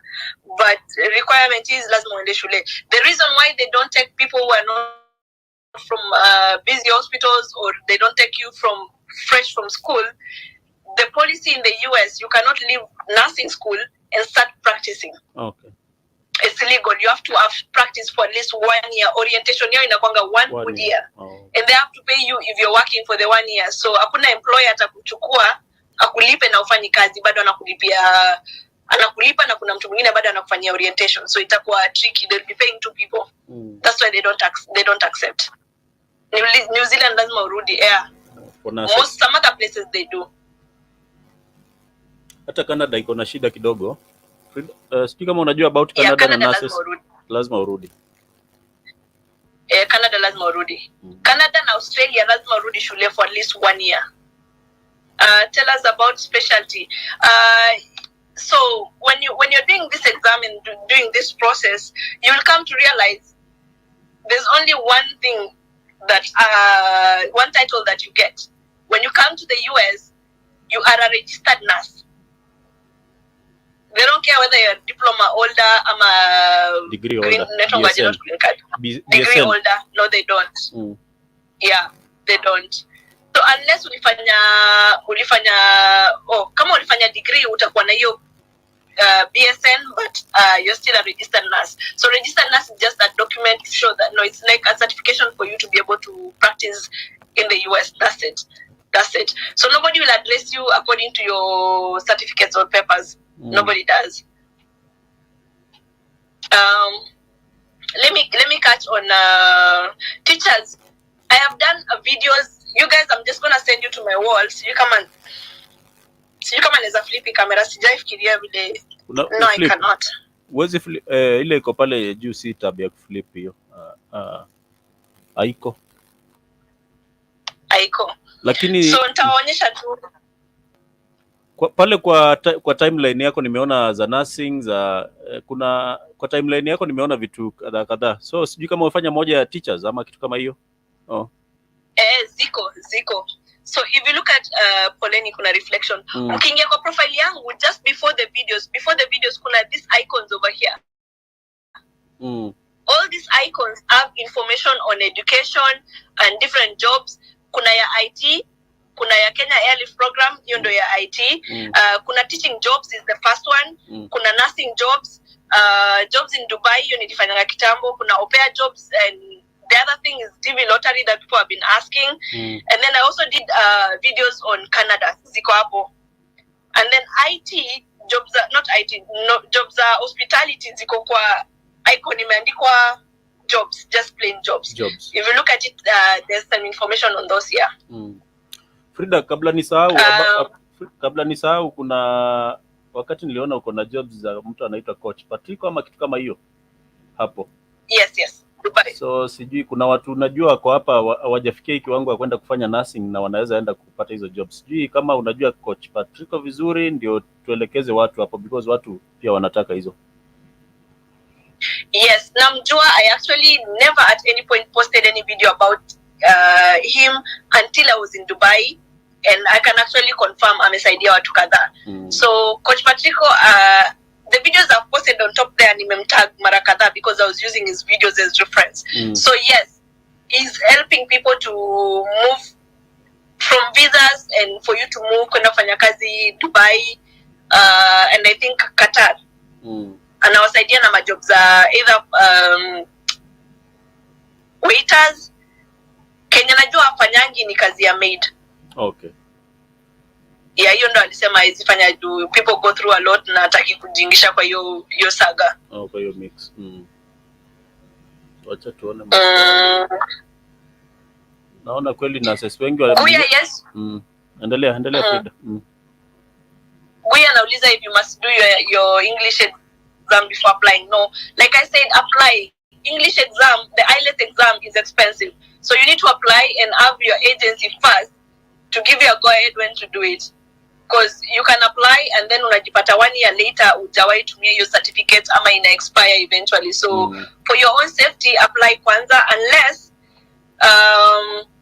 nimeshasema nurse assistants, unless you come to the US, Maggie, unless you come to the US, hakuna vile unaweza pata agency ya kukuleta hapa. That's a hard one. So yes, apply to the agency or apply to school first before you do your English exam. The English exam actually expires. Driving jobs in UAE, talk to coach Patrico. He was also giving his own driving jobs na security job. Kuna kitu nilikuwa niongelele green cards. So I will just brush on green cards. Green card application inakuanga a chance for you to actually, it's like a 50% chance for you to be able to get into the US. Yeah. So you apply online, fill in a document, like it's a very simple form. You go online on the agency, on the embassy website. Unakuwa na specific time when this thing is actually open. It's not open every time. In October. If you see a link right now telling you green card applications, that's a scam. Run away from that. The only time the US embassy opens up the system to allow you to apply for green card is in October, between October and November. Normally 1 month period between October and November. The rest of the time is scams. Yeah. Early October. Actually the thing is, there's no given time or date for that. They announce it few days to the opening date. So it's not like it's given at every 5th of the month of October, every 6th of October. No. They announce it few days before they actually open the website. Na mtu ameuliza speciality hapo. Between October. Na mtu ameuliza about speciality kama ukiwa Reno inaitwa Reno what? Unaona ameandika Reno kama zinahitajika huko speciality ama ni general nurse peke yake.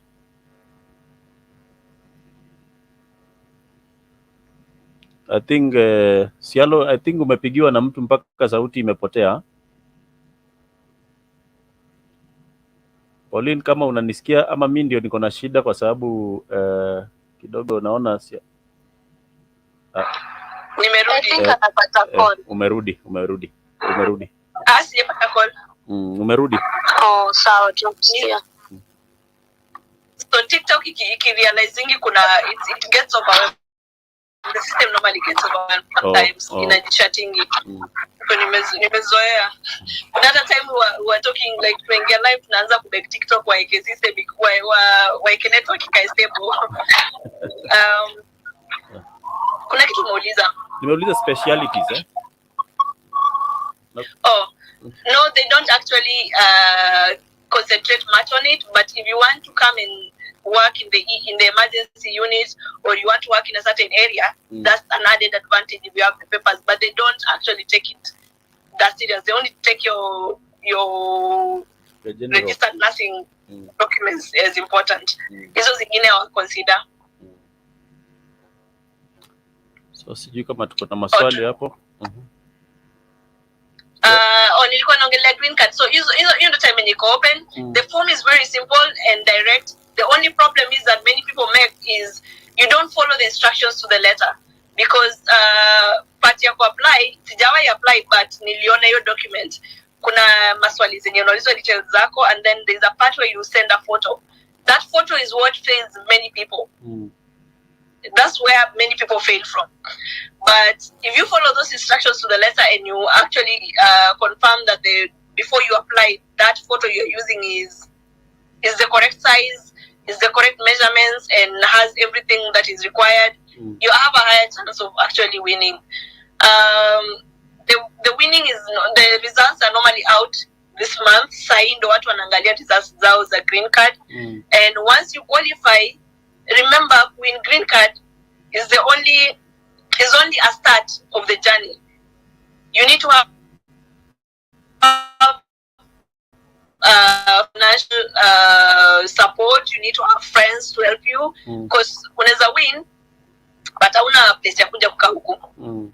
So I would advise anyone, just make friends out here, be nice to people, acha kutukana watu kwa internet, because unajua mimi hata ukiwin na niliona ulitukana mtu tu, niliona uliacha comment ya ujinga kwa wale like few weeks ago. I'm like, I don't want anything to be associated with you, because one, if somebody uses you when they are coming here, tuseme umekuja unakuwa host wao, okay, nimeruka vitu mingi. So ukiwin unabukiwa interview ya kwenda kwa embassy, and during that process lazima uko save pesa at least, and kuna medical exam, utajilipia flight yako, so it's not free. And you'll have to hustle your way around settling in the US. Now that is where you need to have people to support you, or you need to have friends and make friends with people on the internet. Unaweza pata tu mse randomly umwambie I want this and I need a place to stay for like a month. Remember, if somebody is hosting you, don't be a liability. Those are the things that people fear. Like, I can agree to host you, but nikubali kuhost, if anything happens to you, I actually go down. My documents I literally can mess up my life by accepting to host someone. So people are very careful when it comes to hosting people, and then you don't know what people can do. So but try and make friends, interact with people. You never know who is going to be your savior, and that will be cheaper for you, because financing yourself if you come to the US with a green card, let's start with this. Rent is expensive. If you don't have a constant income, itakuwa ngumu sana ku maintain 100k per month for rent, and you cannot stay in a hotel kwa sababu hoteli mingi ni like 20k per day. So it's expensive. Yeah, ni expensive. And at that point lazima uwe na pesa. Ukifika hapo point yenye lazima ujilipie, utakuwa lazima uwe na about 1.5M. So lazima uwe financially stable. Si pesa kidogo hiyo. Watu wa clinicians wanauliza, Frida, watu wa CEO, unajua CEO wao wanauliza kama wanaweza transition waende kama inaitangwa aje hiyo, physician assistant, kitu kama hiyo. Kuna mtu amesema acha nitakujibu. But nowadays your host has to submit their tax returns for embassy. You see? It's very serious in the US. Like, you have to prove that you can take care of somebody else before you actually become a host. All right, clinician assistant, the CEOs were Kenya. That field of a job was actually mainly meant for East Africa. So you cannot come and practice as a clinical officer in the US. Yeah, it's a no. Maybe you try UK uende kama student and then you upgrade to other things. But US hakuna. Hi Celine. Na mtu ametusalimia hapo. Hey guys. Wanauliza kama unaweza ingia jeshi ukikuja kama na green card. Army. Nimeona tu ameandika Now, Army. kuna hiyo swali ya majeshi wenye watu wamekuwa kiuliza sana. Yes. Now, uki win green card, ile advantage yenye watu wasemangi, please reiterate on the hosting part, is most of our people do not understand liability. Oh yes, the liability that comes with hosting someone is anything happens. Kuna mtu anasema tuko na background noise. Background noise affects your voice. Kindly check if you can do something about it. I don't know. Sijui. Give me 1 minute. Tunaweza toka sisi hata Pauline alafu ndio turudi tena. Pauline, Pauline toka ndio nirudishe tena.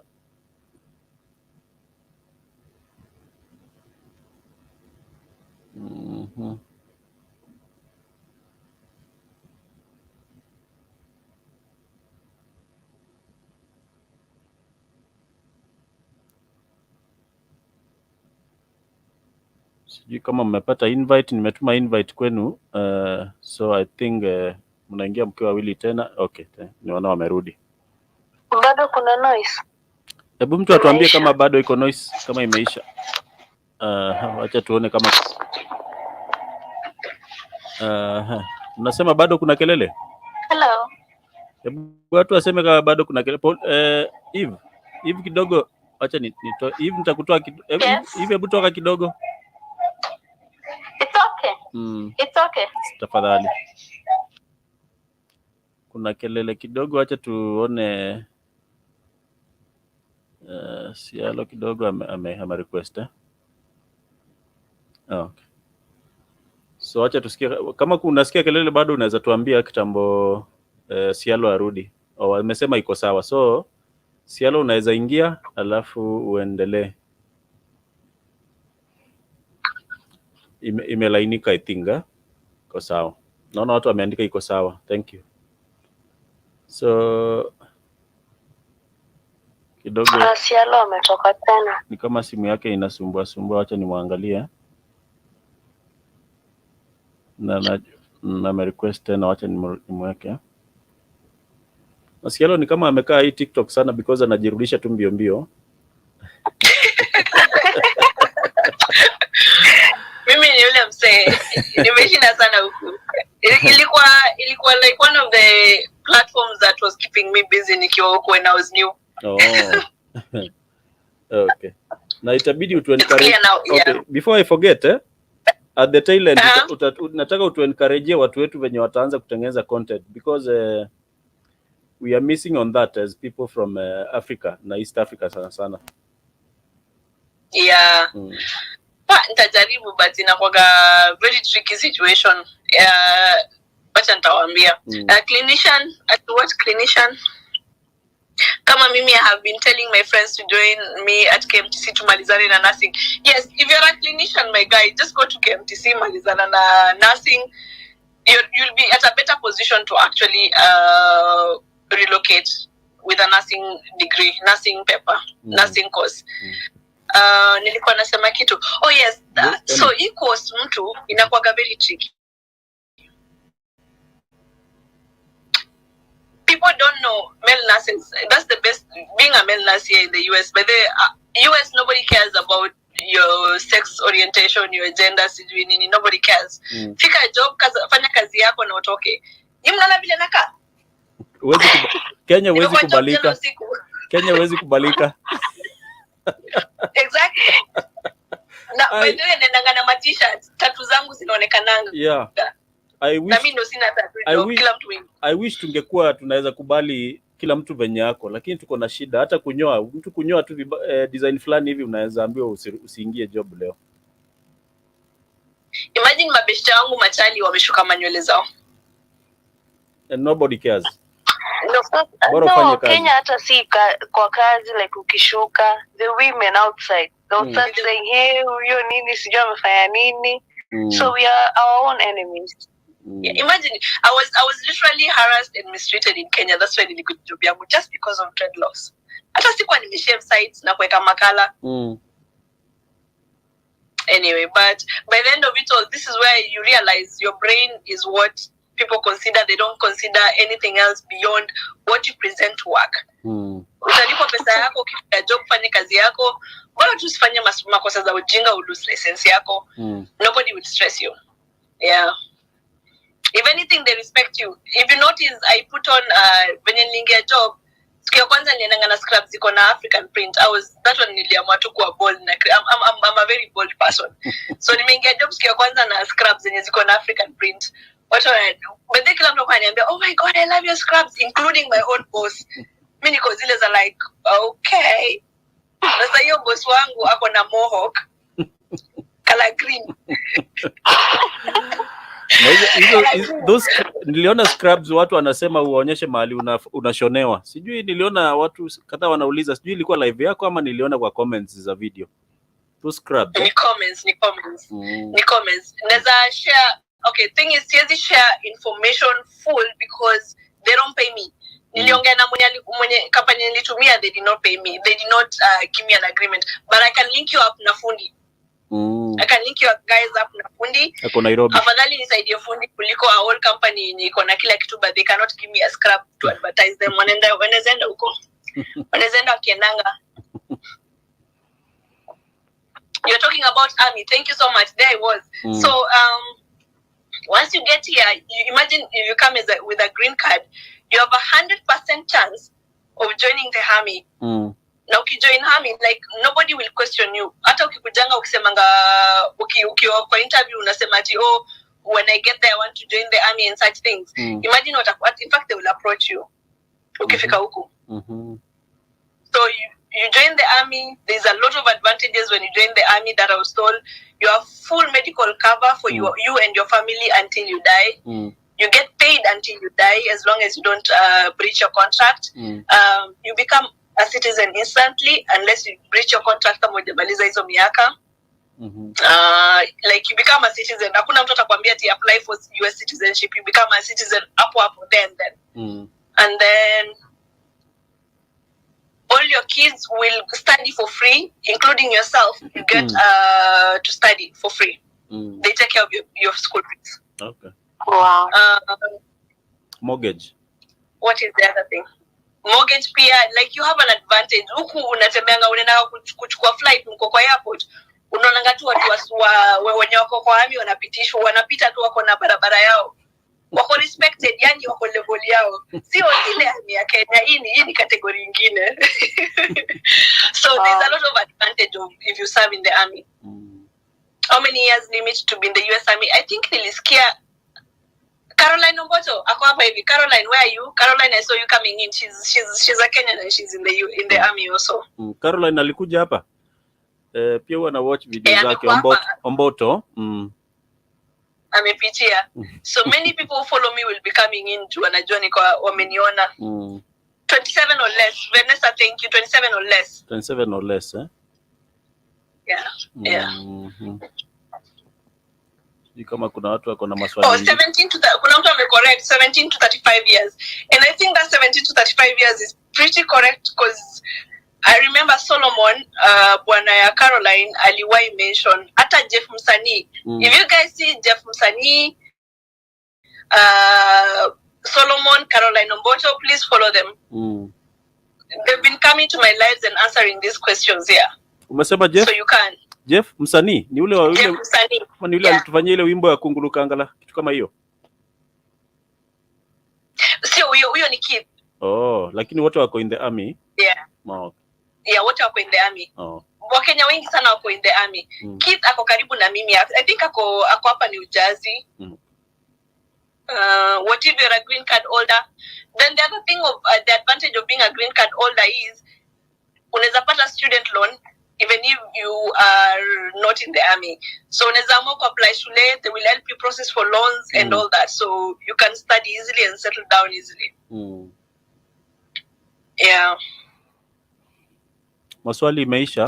Na mtu akikufa US lazima ukikufa si lazima urudishwe Neville. You can be buried anywhere you want. Me nataka kuchomwa, so it will depend on your choice and decisions. I don't know why people would want to be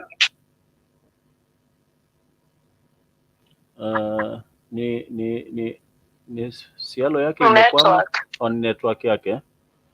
Kidogo wacha tuone kama atarudi ama kama unanipata Frida unaweza toka nikurudishe kama ni challenge ya umerudi. Umerudi uko sawa tunakuona. Okay. Inanipoteza nikianza kuguza screen kuangalia maswali. How can I find a job there in the US as a registered nurse? I'm struggling in Kenya. Shamsha, I have done so many videos. Go to my wall and look at them. Ama kuja tu kwa wall yangu kwa any of my videos. On my last video, I'm giving you guys a chance. Go to my last video, drop a comment on the questions you have. I am going to tag you when I can to the videos with that information. But all this information is on my videos. Ukiingia kwa profile yangu, just on top of my videos, before the videos, kuna icons imeandikwa Kenya Lift Program, teaching jobs, nursing jobs. Just click on anything with the jobs that is pertaining your field of experience, except for CEOs, nurse assistant, nurse aides. Hiyo ni ngumu. Can one apply for US Army? You can only apply for US Army when you are in the US. Yeah, na ukiwa na green card. In the US. Na ukiwa na green card, Anauliza kama unaweza bali. Yes, kuja na visitor visa na upate. Oh, yeah. Kagiri, yes, nilifanya ya hotel jobs. Iko hapo juu imeandikwa jobs. I shared that. Kuna mtu anauliza kama akiwa na jeshi Kenya anaweza enda. Mjeshi wa Kenya badilisha akuwe mjeshi ya US. Kama kuna? Nimeona tu swali hapo iwezi. No. It's hard. Uwezi. Lazima ukuje US na green card ndio uweze kuapply kujoin army. Yeah. Ama ukuje ama maybe kama nimekuja na mtu nimemuoa na ni nurse, mimi ni nurse. Hata mimi mwenyewe kama nurse nikifika huku nikitaka kuapply army, I can actually apply. Sialo, kuna msi anauliza explain the difference between visit visa and a green card. Alright. What if niko na green card, I'm ex-army soldier, you can join. As long as you got a green card and you step foot in this country, you are free to actually become a US citizen and you are free to apply for the army. Swali yako ilikuwa ni? Mtu ameuliza the difference between visit visa na green card. Alright. Visit visa ni tourist visa. It's as simple as that. Tourist visa. You are only allowed to come into the country and become and be a tourist. Yani umekuja kutembea na kuangalia vitu. Like the same way you have tourists coming to visit Kenya is the same way a tourist visa for every single country in this world works. You can only go there wende tu angalie, maybe umeenda kuangalia wanyama, such things, but you are not allowed to work. You are not a citizen. Yeah. So you cannot work. So those who don't know, even foreigners who come to Kenya as a tourist, they are not allowed to work. They cannot work. They have to apply for work permits and so many other things, and those things are very expensive. If you know anyone who's worked in Kenya as a nurse, kuna nurse nimeikutana naye hapa hivi. She worked in Kenya, she's from Norway. Alikuwa anachapishwa, alikuwa analipanga license ku practice as a nurse in Kenya more than 200k per year. Oh yeah. Lazima ulipe pesa mingi. Lazima ulipe license, it's expensive. Can you marry a citizen when you're on a tourist visa? You can if you want. But if you don't obey the rules of your visitor visa, you're thrown out. Unaweza deportiwa. There's another question. Can you be a tourist and afterwards apply for citizenship? There. So you can, and maybe ukikuja huku kama tourist upatane na mtu muone, yes, you can change it, but you're not going to change it, you have to reapply. So kuna process too. So yes, you can. You're free to do it. But don't, remember, if you have a chance to come to the US with a tourist visa, don't misuse it, because that's your only way for you to actually be accepted to be a citizen. Ukiamua ukiamua kucheza hivi na ucheze visa yako, you don't leave the country when you said and disobey the rules, ile pali utapatana na law, my friend, unabebwa hivyo vile huko unaosha kwenu. Sialo, nitakuuliza swali. Nasikia kuna states zenye unaweza enda uishi bila makaratasi vizuri na upate law enforcement haikukimbiza, haiko on your neck. US, yani kwa bahati mbaya ujipate sanctuary states, kitu kama hiyo. Sanctuary states, I think it mainly works for if you're I've forgotten the term when you are applying for asylum, kitu kama hiyo. Asylum. Yeah. Ukiapply asylum unaenda huko Washington. Oh. Yes. So ukiwa Seattle hapo Washington, ukiwa as a Kenyan, nimesikia watu wengi wakisema you have an high advantage and like you can be considered easily if you're in the state of Washington, Seattle. Yeah. Watu wa ICT waende kwa Bob Mwiti, Kenya Airlift Program. Na kuna video iko hapo kwa Sialo. Kwa hizo tabs za juu hapo utaona imeandikwa tu Kenya Airlift Program, unaweza watch uone. Yes. Niko na swali ya mjibu, green card ni gani? Nimeshajibu. Visa ni kama tourist visa. Green card is like a residence permit. Ni kama umepewa chance ya kuwa citizen and it's a visa for 10 years. So it's like a small card giving you opportunity to be a resident in the US. You're free to do anything for 10 years. You can apply to be a citizen when you are 5 years into staying here, and you can actually be a Kenyan citizen and a US citizen at the same time. Everybody has that chance. So at least Kenyans kuna hiyo chance. Unaweza fanya vitu zote isipokuwa voting, eh? Yes. And at 5 years, I think no, actually, you can vote. Because when I was applying for my driver's license, kulikuwa na option ya kuvote. Okay. Yeah, but I don't know, but for me nilikuwa na hiyo option. House help hiyo ni ngumu because one, it's very expensive to pay people in the US. Everybody, including a cleaner, gets paid per hour. So I'm sorry if you work in an office in Kenya and think you have a better job than many people. Huko mtu mwenye ana clean floor anaweza kuwa analipwa $25 per hour. Ndio analipwa mzuri. Ndio analipwa vizuri. So makazi za mkono huku unapatanga watu wanafanyanga kazi kama madaktari na bado ni mawaiter. Like kazi ya mkono inalipa vizuri sana. Benson, now you can't vote with green card. Okay, gotcha. Of course, me, I don't vote anywhere, so hata sijai shughulika. Someone's asking plumbing job. Plumbing, any job that is not the professional jobs that I've mentioned, you have to be in the US to be able to get a job. So do yourself a favor and apply for green cards, and you follow the instructions to the letter, you have a higher chance of winning. The least paid job kwa state ya umse ni $20. Hiyo ni 2K per hour. Per hour. Hiyo ni pesa mzuri.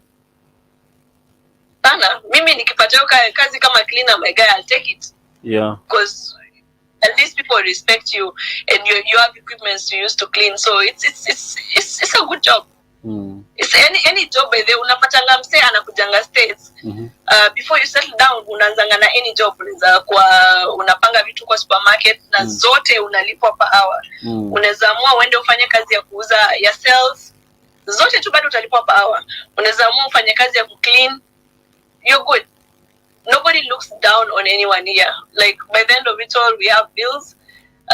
We are all trying to make it in life, and I prefer and respect people on this other side because people respect you. They don't need you to have your papers on your neck. Sijui ati mimi ni degree holder or mimi ni daktari. No, yeah.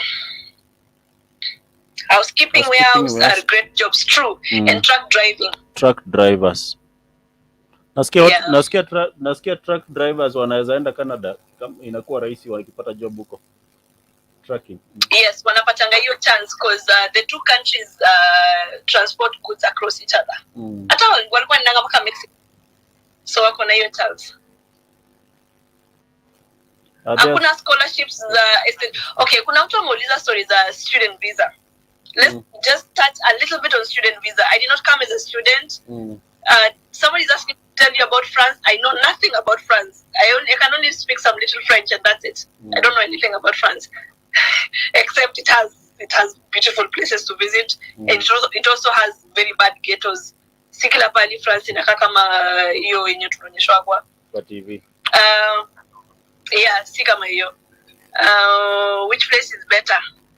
I would advise US. If you don't want to go back to school, if you want to go back to school, go to Canada. Ni kama anauliza state. Oh, anauliza state.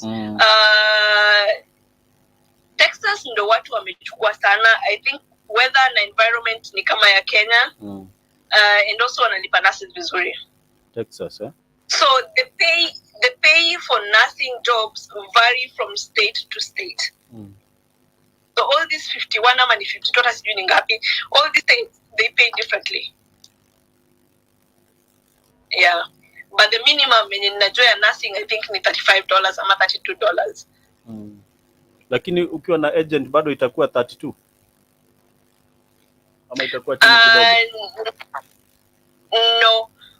Kuna zenye wanalipanga I think 30 per hour yenye wakileta foreigners, kuna yenye wanalipa more. Okay. So it depends, yeah.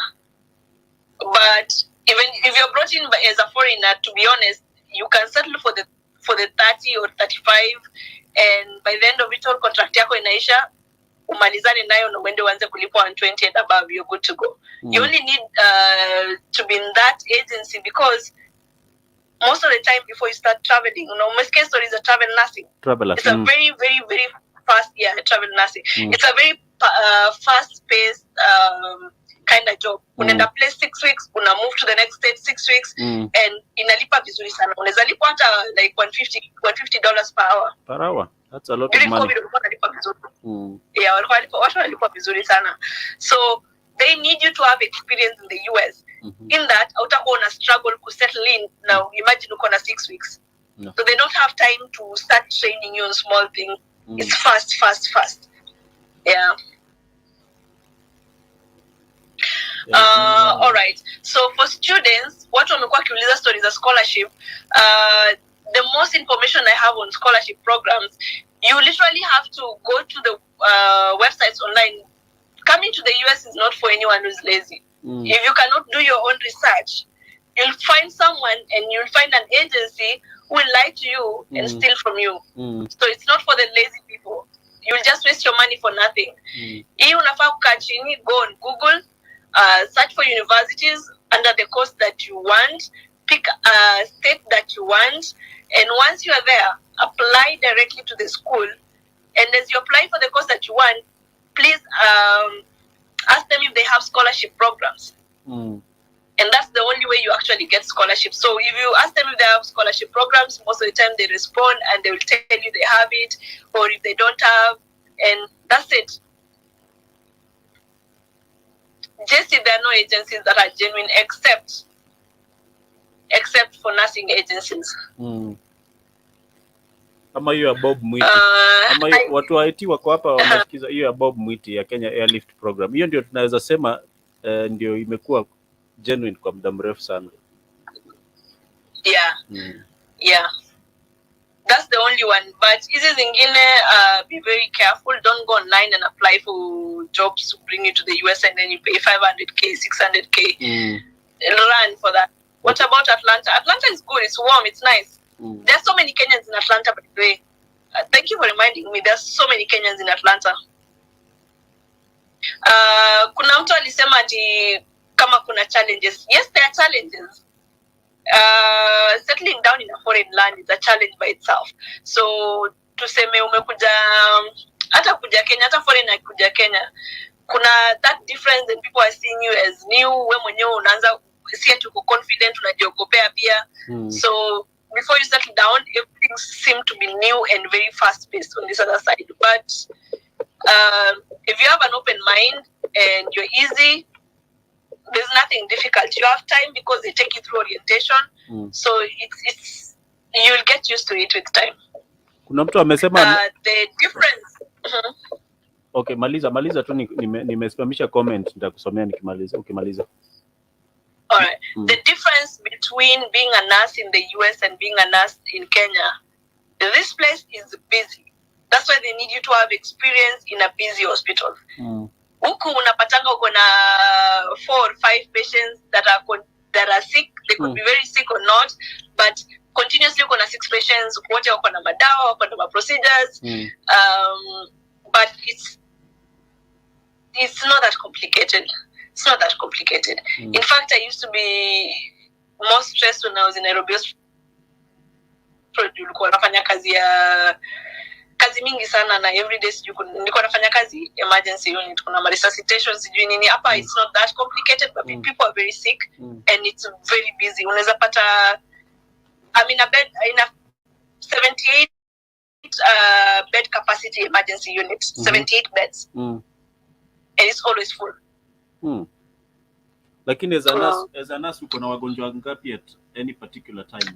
Ulikuwa na swali? Nauliza, yani wakati uko shift uko na wagonjwa ngapi hivi? 5 at most. Kuna kelele? Unafaa kuwa na 4 but most of the time unajipata na 5 because there's shortage. Kuna shortage.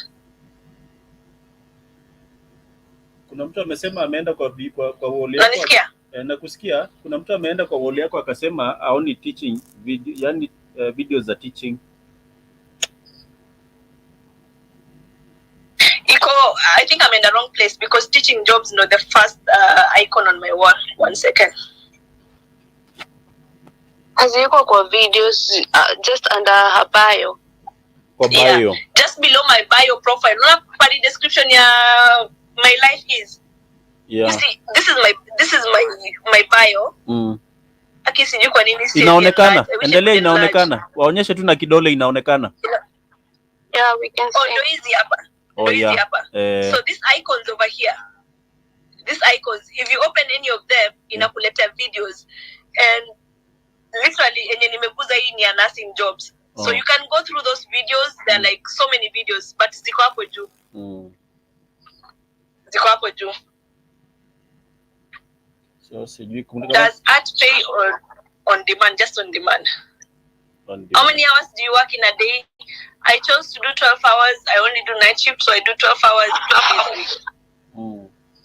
Na vacation, na muda ya kupumzika unapata lini, kama ni leave ama unajua Kenya tunaweza chukua hata 60 days mfululizo.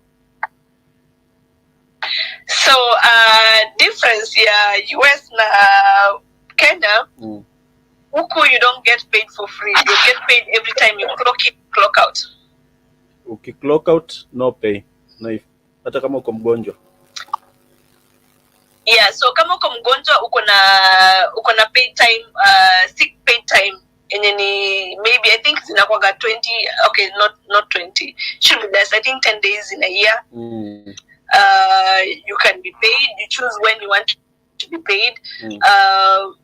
Vacation time accumulate the longer you work, the longer you accumulate paid time off. Okay. What's your TikTok name? Cielo Queen. Cielo Queen.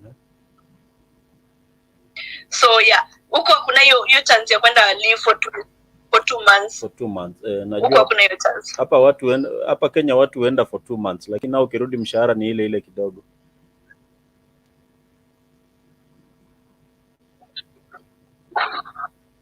Yeah, imagine. Lakini hiyo hakuna hapa hivi. Hapa hivi you paid for every time you work, every hour you work unalipwa. That's why watu wanasema ati kwa US ni kama kuwa slave. I don't really consider it kuwa slave, but the thing is, by the end of it all, it makes sense. You can't be paid and you're not working, but also the pay is better than back in Kenya. So you can be paid even for 2 weeks. Yes, so if you accumulate the time, you can be paid up to. How did you end up in the US? Nili apply job na nikakuja na agency ya nursing job. ni karibu niseme kitu fani. I'm nice. Alafu wenye hawaku ukianza, you can check Jackson Mwindi nini YouTube. He will repost the live. Okay. Tukiendelea iko if you want a summarized process ya kuja US, you see those videos that I've shared hapo juu kwa profile yangu. Some that have actually summarized everything. Yeah. So Frida, ukikaribia Thailand utaweza tueleza about content creation, because najua tuko na youth wengi wako hapa, and that is one avenue. Najua tunaweza sukuma vijana waende huko waone kama they can try out their luck there.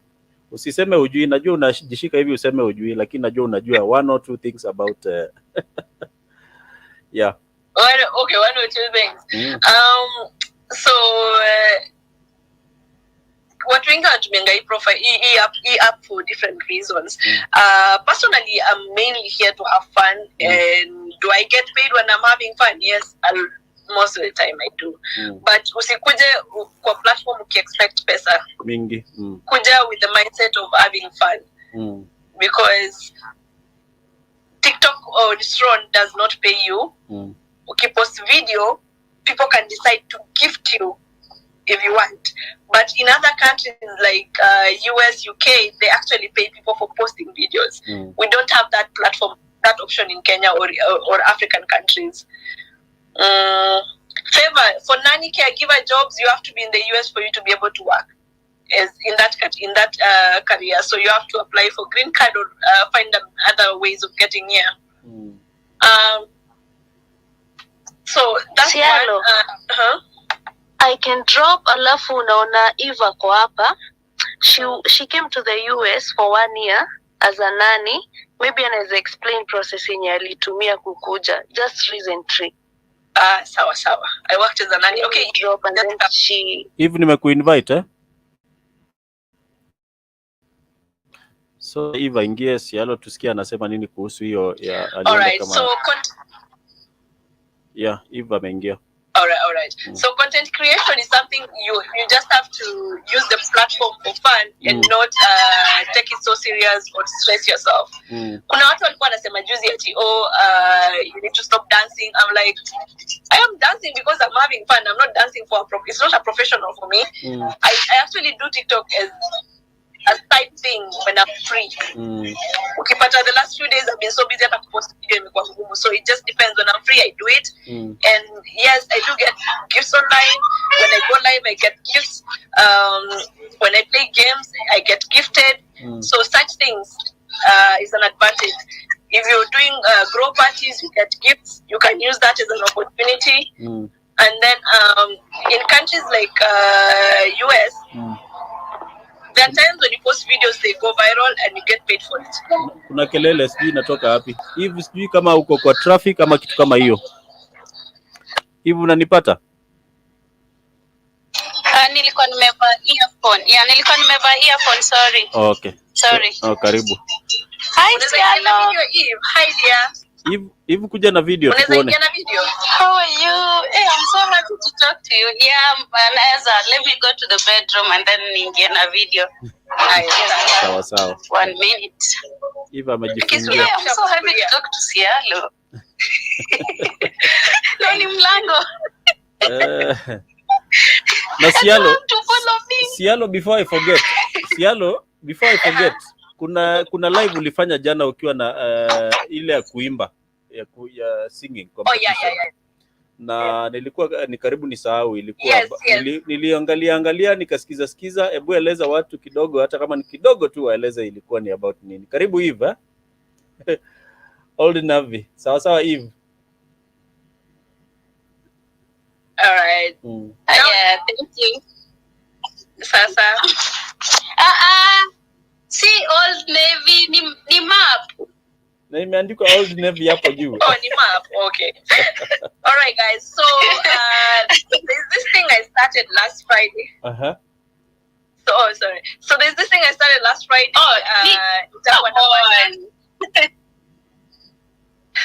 Nitakuwa nafanya every month.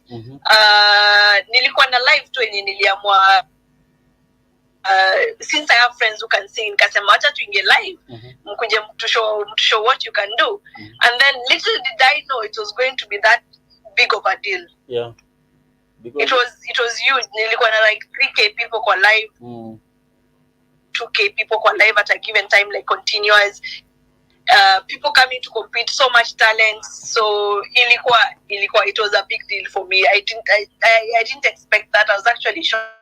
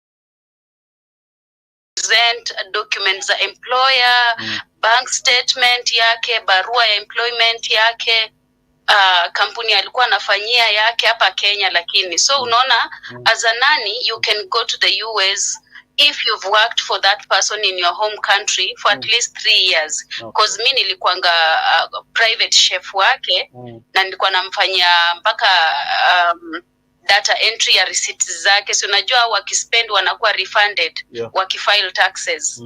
So wakati niliapply, alinitumia all the documents, alinitumia copy zingine na send directly to the embassy. So wakati nilienda huko, we had to go through that contract inakuanga na clauses. Kuna clauses zingine hata hazikuwa zina match, clauses zingine zinaonyesha nitafanya for 45 hours a week, which is not permitted. You're only supposed to work for 40 hours a week. So that visa took forever, mpaka nikaona like nitanyimwa. Kuanzia mwezi wa 4 tarehe 2 nilikuwa nimesubmit everything. Interview ilikuwa 20 unataka nini? Interview ilikuwa tarehe 26, 26th of that April 2019. For me to go to the embassy, nikaambiwa you have to go back, we will call you. You can imagine the US embassy telling you watakupigia, utangoja my friend. So for me, I didn't wait for them to call me. I used to send them emails. Natuma email, napiga simu, natuma email. So eventually tena nikaitwa, tena nikarudishwa. We need this document, we'll call you back again. Ili happen hivyo mpaka September 23rd. That was when nilipewa hiyo B1 visa. But before nipewe, there's a lady at the embassy. She was so nice to me. Aliniita counter 9. Kama watu wanajua counter 9 embassy mahaliko. Kwa kona mwisho kabisa. So wakati nilitoa huko, she's a Kenyan, a very nice lady. Akaniambia, you know what, the reason as why process yako imechukua almost 6 months. Nikaambia, no, I don't know. Akaniambia, let me show you. Akanionyesha hiyo contract na akaanza kuandika, go and tell your employer to change this, change this, change this, change this, if you want this visa. Nikamchukua that, nikamwambia what you should do is just note down, because if you tell me already nishakuja huku mara ya 3, hii ni ya 3, I'm already exhausted. Like sasa najua nimeshanyimwa visa, I'm just wasting my time. But again nikasema no, it's better I try, nijue nione nimepewa hiyo paper ya pink than just giving up on the way. So this lady aka note down everything that need to be corrected on that contract. Na nika note chini. The first thing nilifika tu kwa nyumba is take scan that document, send it to my employer. Akarekebisha kila kitu, akascan, akanitumia back, but the last page wakakata, hawataki scanned signature. My employer had to send that document, last page too, agreement. Sasa last page yenye inaonyesha tarehe na signature, akatuma on a Thursday. On a Monday nilikuwa nimeshaipata, tuma sijui DHL or something, I don't know. Nikaipata.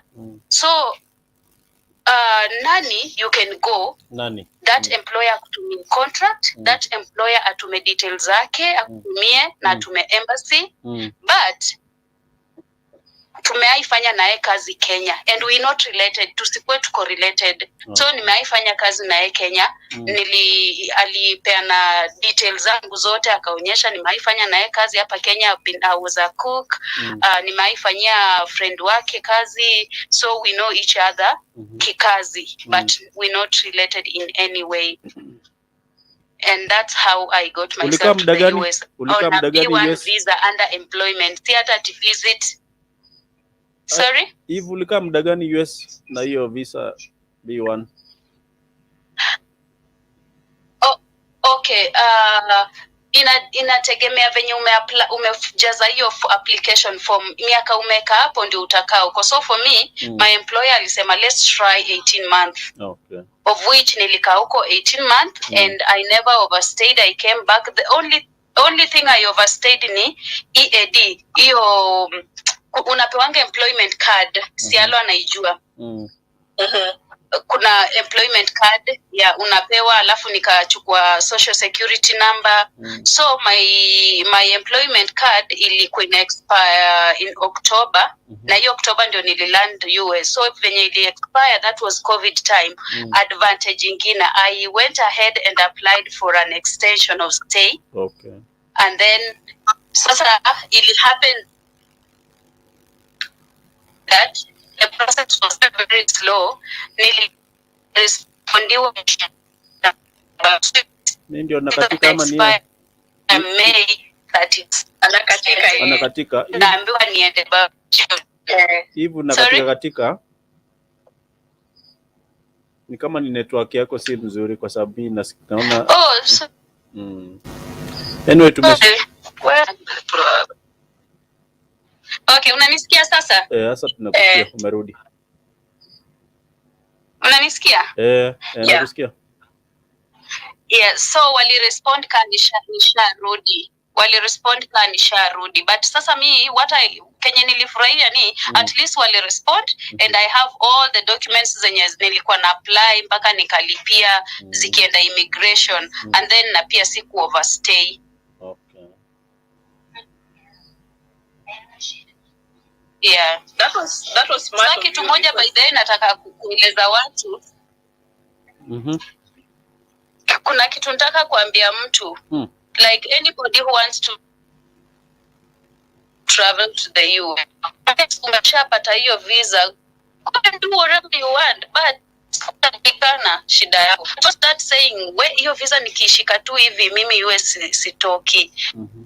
Get that visa. That embassy ya watu wanaweza you have everything, but hata kusoma tu psychology yako hata kunyima hata wewe mwenyewe ushindwe sasa nimekosea wapi. I have everything. My second wakati nilikuwa na renew, I told you guys nilikuwa denied.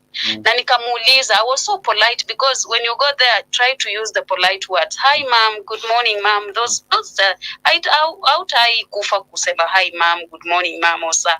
So nikamuuliza, by the way, since you've denied me a visa, what might be the problem?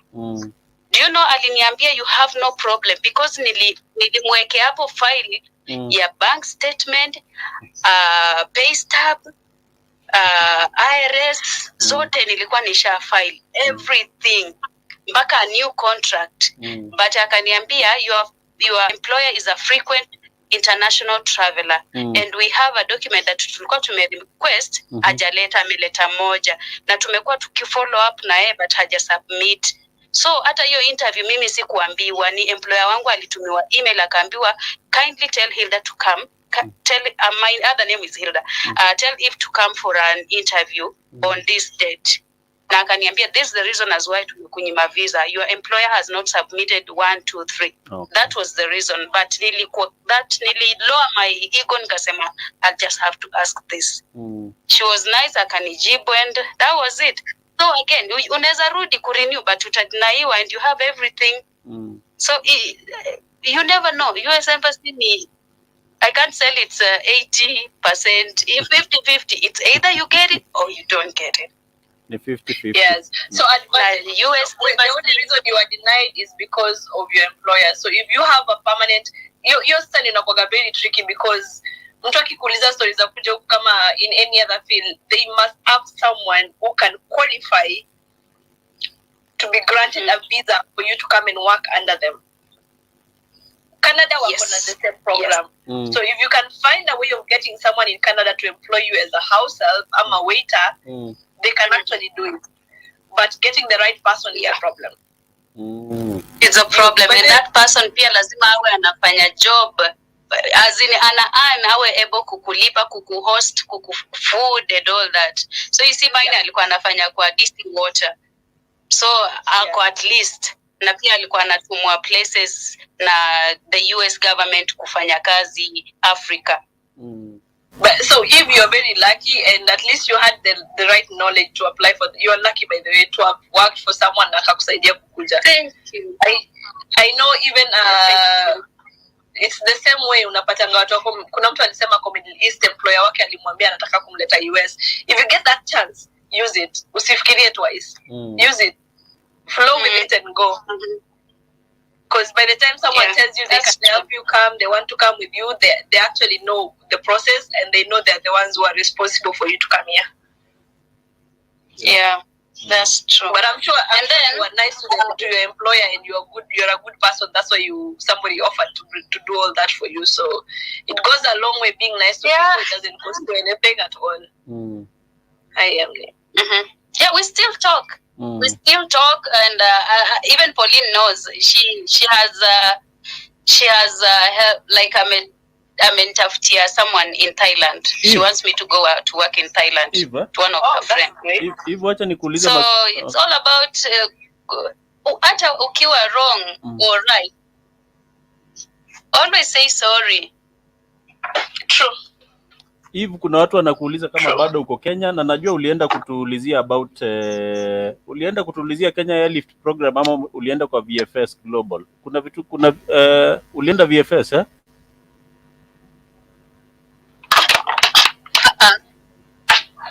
No, me sikuendea any agency or anybody. My employer did everything. Like alinitumia 2 contract. Oh. Right. So Eve kidogo niulize Sialo. Sialo, ulikuwa umemaliza maneno yako? Unaweza kuwa kuna kitu umebakisha? I think nimemaliza. Unless mtu ako na swali, mimi sina swali. Sina ni more additional info. Eve, una swali kwa Sialo? Mimi maswali yangu nimeuliza Sialo, nimeshukuru sana, lakini wacha tuone kama kuna watu wako na maswali kwako. Mimi nilikuwa nataka tueleze mambo ya nursing pathway and hiyo story ya agents, na nimeona umeexhaust, unless yoni maswali kwa sababu ni kama tumejibu karibu yote. What about hizi jobs za Singapore? Jobs za Singapore, civil engineering, any field. By the way, you know what is funny? If you sit down and go on Google and search for jobs in your field, you can actually get answers. Because the US people use the internet for everything, including shopping and moving around. So anybody, if you're asking about, unajua vitu zingine ni tricky kujibu. Kama mtu amke tu siku moja niambie majob za nitongoaje za HR, majob za pilot, I'm like, si nimesema mimi ni nurse. Sasa mimi nitaanza kufikiri research about career. Because unajua by the end of it all, I don't get paid. I don't have an agency. I do this when I can, and I don't like giving information that I'm not aware. And I also am working. I'm a student, by the way, and I'm also traveling and trying to live. So kuna vitu mingi sana nafanya. So zingine ingia Google ufanye research kujibu hizo maswali. Yeah. Now for those guys, especially different types of visa. The people have been asking, F1, what is the F1? All those information ziko kwa US website, ziko kwa Google. You can Google unless anytime. there is something wrong, ndio unaweza kuja kuuliza mtu, then but imagine that if you go on Google and search agencies employing nurses to the US, you'll get all the answers. Yeah. And you can always tell the website if it's legit or not by going through the ratings, the comments. Kuna watu watasema by the way utapata msema ameandika hapo chini it's a scam, sijui nini. Reviews. If you see such things, Reviews. Those are red flags, run away. Yeah, true. Yeah, reviews. Thank you, Amsha. And Amsha, thank you. Yes, if you look at the reviews for every section, every employer, every agency, every school you Google, you'll get the reviews and you'll get the answers there. If you've applied for green card like mail, please make sure you follow the instructions this year to the letter. The main thing that people fail, munarudia na the same photo yenye mlitumia last year, hiyo itakudisqualify. You simko rude. Probably, I'm not rude, I'm realistic. If you don't like how I speak, you have a problem. Nani amesema tuko rude? Frida, nani amesema tuko rude? Probably we are rude.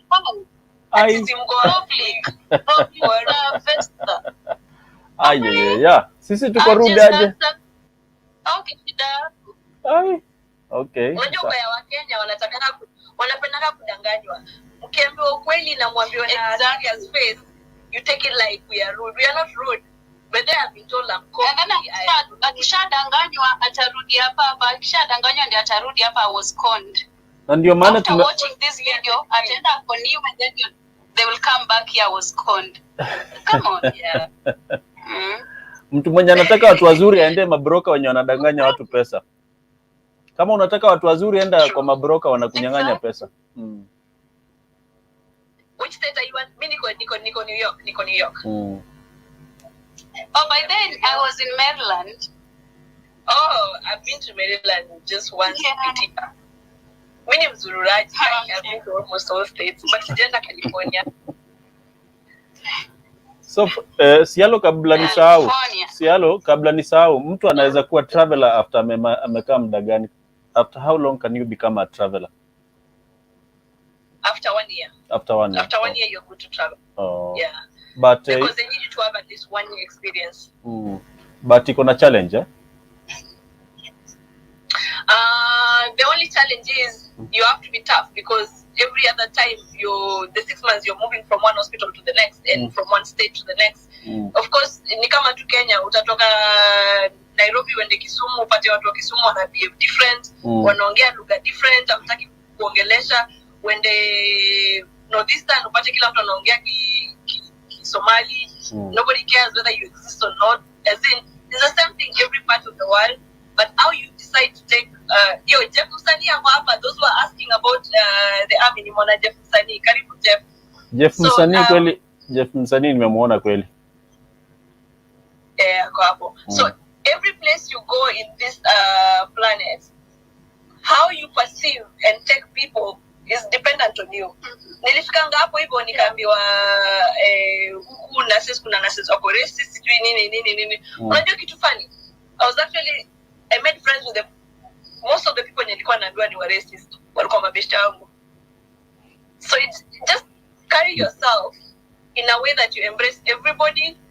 Do not at any point put yourself in people's problems and carry people's luggages and start creating enemies from people's perspective of life. Like, mtu akiamua huyu ni enemy wangu, sitaki umuongeleshe. Hizo ni maujinga ya small-minded people. Don't be that kind of person.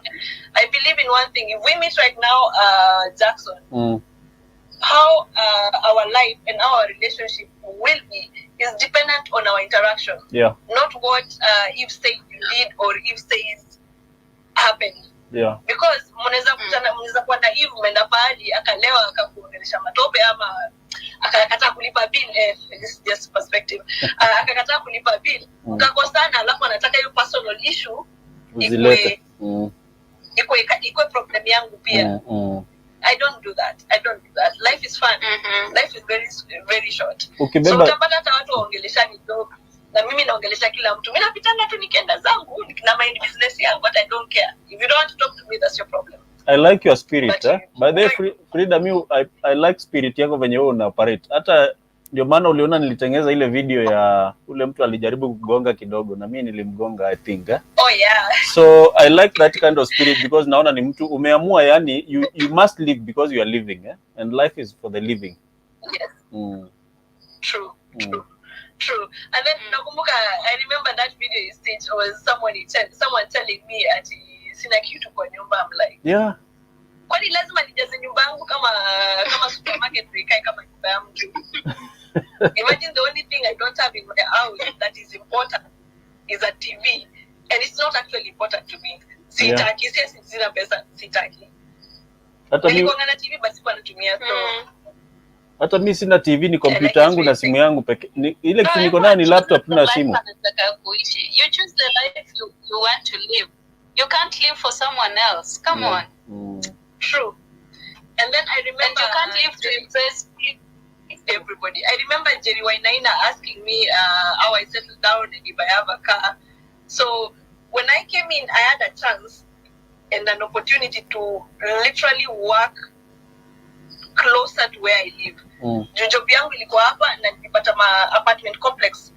Hazikuwa new houses, but why do I need a new house ati nje na kampia? They're not new houses, but they're very decent houses. They're better than any house I've been to in Kenya. because ziko renovated vizuri. So I chose to live closer to work so that I walk ndo nisinunue gari.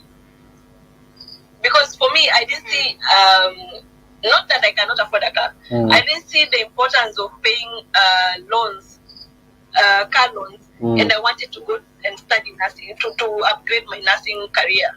So mimi niliamua kuingia shule, nikatana na stories za kubai gari. And also I didn't want to start paying bills and paying loans from the word go. Now that's where many people go wrong. You rush into doing things without calculating the aftermath of your actions. So sahi ningekuwa nalipa rent, nalipa loan ya gari, nalipa school fees. Expensive. Niulize kama siwezi kuwa slave ya job. Hautawezi travel venye una travel. Yeah, ningekuwa na shida tu nimefanya kazi. Juzi nilikuwa naangalia salary yangu pekee, nimelipwa more than many people, but I've been misusing my money. But I'm not misusing it because of course I'm traveling and that's experience for me. I mean, by the end of it all, and car insurance, yes, and okay, by the end of it all, you choose what is good for you. But don't assume because you're frustrated and you're stressed with work or you're stressed in paying loans and you think everybody else's life is going to be miserable. What when you're saying in the States, you get frustrated and there's too much work. Stop discouraging people. That's where I'm getting to. Stop discouraging people. Your lifestyle and whatever you choose to live is your own problem. Wezi amka siku moja ukaamua kubai range just because uko state ndo watu wajue uko klasi yako.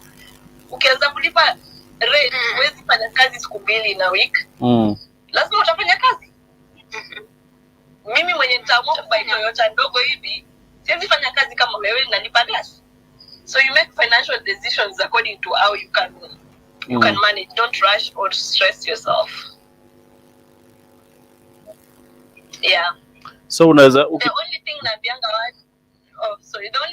watu when it comes to coming to the US, you know, most of the time people will tell you don't go to the US, it's very stressful. Usikuje huku kuna, as in you're always working, hauna time yako. As in, don't come because we are frustrated. That's what they say. Have you ever asked yourself, these people who say that, mbona wajai pack na kurudi kwao? Exactly. Why are they still Why are they still here? They don't want other people to come. Yeah, so they just need to be smart. No, actually, frustrated. I'm sorry if you're already here and you feel like I'm rude. I'm not rude. I know sina watoto, but so nikifika your point that you are the frustration of life. But let's not discourage people from your own personal experience. We all have different paths. It's better. And unless you have actually packed and gone back to Kenya and tell me don't go to the US, then we can have an agreement. Otherwise, what's your story? All right. Yeah. Unless someone ajipeleke huko mwenyewe aone yenyewe kuna mfrustrate, ajirudishe tu. Yeah, ajirudishe. Ajipeleke ukiona kuna kushika. Yeah. Come back, the other people wanataka hiyo chance, wataenda huko. Na Frida, watu wenye wanaongea hivyo na Kenya venye imekuwa ngumu kidogo, kila kitu imekuwa, kazi haziko na kila kitu inazidi kupanda bei, na ukiangalia hata exchange rate inaenda ikienda against us. True, like everything is just they never come up with their own discouraging us. Yeah, the year I went to the US, do you know that a dollar was 90 bob? Sahi nikiangalia cent wevu wananionyesha ni 113, so you can imagine now the exchange rate is 116 and above. 116. Yeah, and this was since 2019. 2020, it was 90, 99. But every single day inapanda pole pole. It's quite expensive. Life is becoming very expensive. Very. And also, I always say, but then let's not blame our relative when you go states doing all this or that. Maybe walifika huko wakakuwa frustrated because of decisions they made. Just don't expect somebody because they're your relative wafanye kila kitu. So usikwe zile za like, oh, anko wangu wako Atlanta, hataki kunifanyia hivi. Kwani wewe ni mzazi wako, kama ni mzazi wako you have a right of complaining.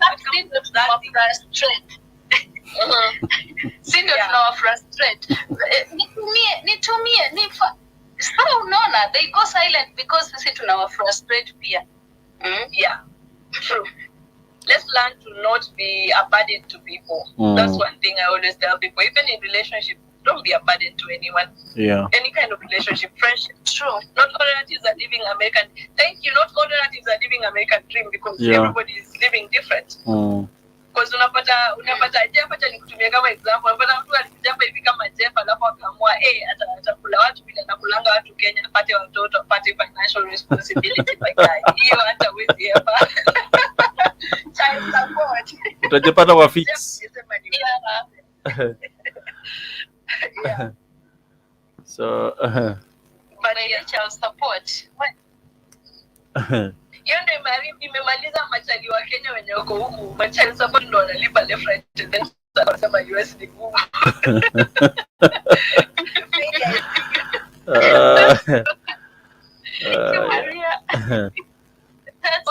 It's not easy. Yes. No, it's not easy to be in the US. You have to plan yourself. Like by the end of it all, lazima ufanye kazi. It's not an easy place to just come and chill. But it's a nice place to make money and have a better life compared to home. Yeah. Let's not lie to ourselves. It's a better place. Because rent is expensive, food is expensive, kila kitu is expensive, but you also paid expensively compared to Kenya. Let's use that. You paid better. Better. It's better. Yeah. Frida. Thank you. Mkiwa na Eve naangalia kama mtu ako na swali. Naangalia tunaweza funga kama hakuna mtu ako na swali. Wewe acha kuambia ukweli. Kuna mtu anasema hapo usiwaambie ukweli. Thanks kwa watu wenye wametuma gift. Jeff, nimekufollow. Sijakuwa nikikufollow lakini huwa nakuona tu TikTok so tunaweza link up nikiwa na Jeff So but Jeff ako kwa anaweza ingia tuambie kitu, tunaweza shuka tuambie kitu. Hivi unaweza shuka tuone Jeff kama unaweza shuka tu aina. Okay. Hivi nimeshukuru. Naweza shuka. Okay, wacha tuone kama Jeff. And I'm so happy to talk to Sialo. The first time nilianza kujua Sialo ni wakati alikuwa Garden City. No, na Yaga. Mr. Idiot Yaga. Thank you. Wacha tu I'm so happy Sialo. Bye. Jackson, bye. Bye to you, Eve. We can always link. Wacha nione kama Jeff nimemtumia invite nione kama ataingia. Jeff kama hujaipata okay. Wacha nione kama Jeff kidogo ataingia. Amesema yuko sure how stable his network is, but let's try. Okay. Niko na swali yes. Hi. Wacha nimtumie invite tena. Alright. Jeff nimekutumia invite Yeah. So wacha tujaribu kama Jeff ameingia. Okay. Sasa Jeff ako na earphones.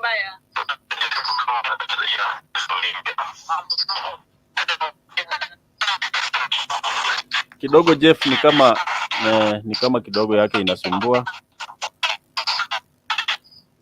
Jeff Jeff najua ananisikia na najua ameelewa kwamba unajua yako job so anaweza kuwa kwa feel sahi. Na angekuwa mzuri ajibu hao watu wanauliza about KDF. Nimeona watu wanauliza KDF ya huko. Jeff lakini sawa tu. You guys please follow Jeff na mumuulize hizo maswali. Anaingia live by the most of the time. Kwani Jeff ni Air Force hapo kwa Army. Party green card ukiwa rejected, you just reapply. Haujakatazwa but I've seen somebody say amejaribu ku apply green card but apati. Please, there's no active website for applying for a green card right now. You have to wait until October. Mpaka October. Ati who has a license but ndio hata natoma but is not a Kenya registered nurse. Akona license aje kama si KRN? Ni license gani cause lazima kuwe registered nurse Kenya? What of a nurse who has a nursing license but is not a Kenyan registered nurse? Akona license ya wapi? Hiyo ndio swali sijaelewa. So kuna mtu nili apply na nursing board ya Chicago, so I have 2 licenses. I have a license I can practice in any areas around Chicago and also ya US, ya New York, sorry. Ya New York. Ulienda endorsement ama ilini ilifanyika CRO?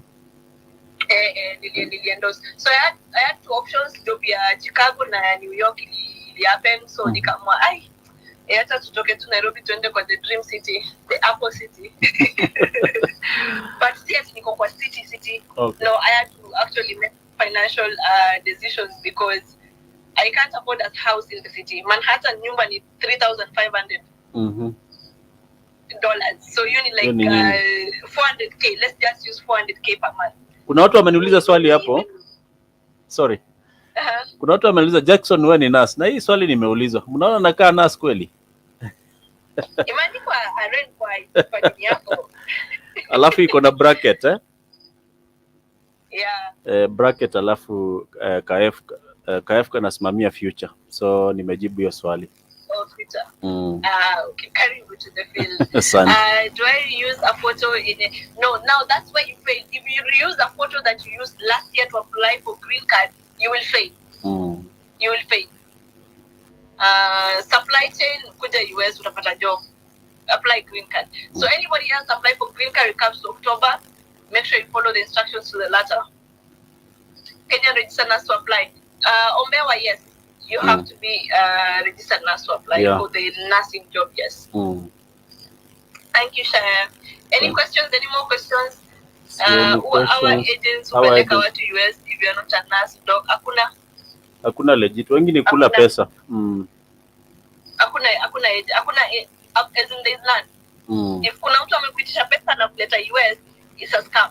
Wengi wanakuja kwa live yangu wasema I paid 600k nikaenda Canada, alafu nikiuliza maswali wananyamaza, wanapotea. So ni uongo. Naona watu wengine wanasema ana join, so nitawatuma kwa YouTube yangu inaitwa Jackson Muindi. Enda usearch pale utapata the whole content iko hapo uweze kuona kama kuna kitu imekupita. Jackson Muindi, type tu kwa YouTube ama uende hapa kwa bio yangu itakupeleka kwa YouTube yangu, subscribe pale alafu watch. Cielo, unikujie. Mimi I'm not single, guys. I'm not single. I am not available. This is kupeleka pale. Yeah. Naishi Kenya, Ungo, inawezekana pia. Kama uko na license ya Kenya, yes. Yes. What about teaching jobs? Go to my profile and look at the video I've done on teaching jobs. Yeah. Alright, umetoka media. Niko na appointment in the next 2 hours. Tunaweza fikisha 50. Hapo kwako inasema saa ngapi? Yangu inasema 8:50. 8:50. Sasa hii ni 13:47. So tunaweza fikisha hiyo 50. Tunaweza fikisha hiyo 50 alafu tumalizie hiyo time. Hiyo 50 alafu tufungie hapo. Ndio kidogo ni kuachilia. Najua unaenda mahali, kama unataka kuambia ni sawa. Kama utaki hii weekend nitakuwa Dominican. Baada hata niko na ujinga nacheza TikTok game na nitakuwa Dominican Republic na sijaenda huko. It's one of the islands hapa hivi around the US. Okay. So I'll be there for the weekend. I'll try and come live as much as possible nikiwa kwa room, but jaribu. Network za huko zinakuwa tricky. Watu nataka kuona ile kitu unafanya. By the way, ni Wakenya wengi sana waangalia, because nimejaribu kusema Cielo mali in my social cycles, nimeona watu wengi sana wanakujua. I thought watu hawakujui lakini wanakujua. I'm humble, thank you. So tumekuwa tukikuongelea tukiwa na kina Pauline, naona Pauline ameingia. Tumekuwa na ka group ya Wakenya yenye tumedecide kupeana information kwa watu wengi as much as possible about immigration, vitu kama hizo, scholarships kama tunapata mahali au pair jobs. Tukiona kitu yote tunapea watu wenye wanaongea Kiswahili wasaidike. Angalia mtu just from chatting with someone akanishow he has urgent social workers vacancies but he needs 70k. Smiley, which country is that? 70k. Which country are they in? Nataka kujua ni country gani anaenda. Because watu hivyo ndio watu wanapoteza pesa saa zingine. Me, unajua kitu funny, there's even someone who opened a Facebook account na akatumia video zangu na mapicha zangu wanadanganya watu wanaopea jobs US. Najaribu kuangalia mtu mwenye amesema kuna agency ni agency at UK. Kuna mtu ameuliza kitu hapo, hiyo comment imenipita.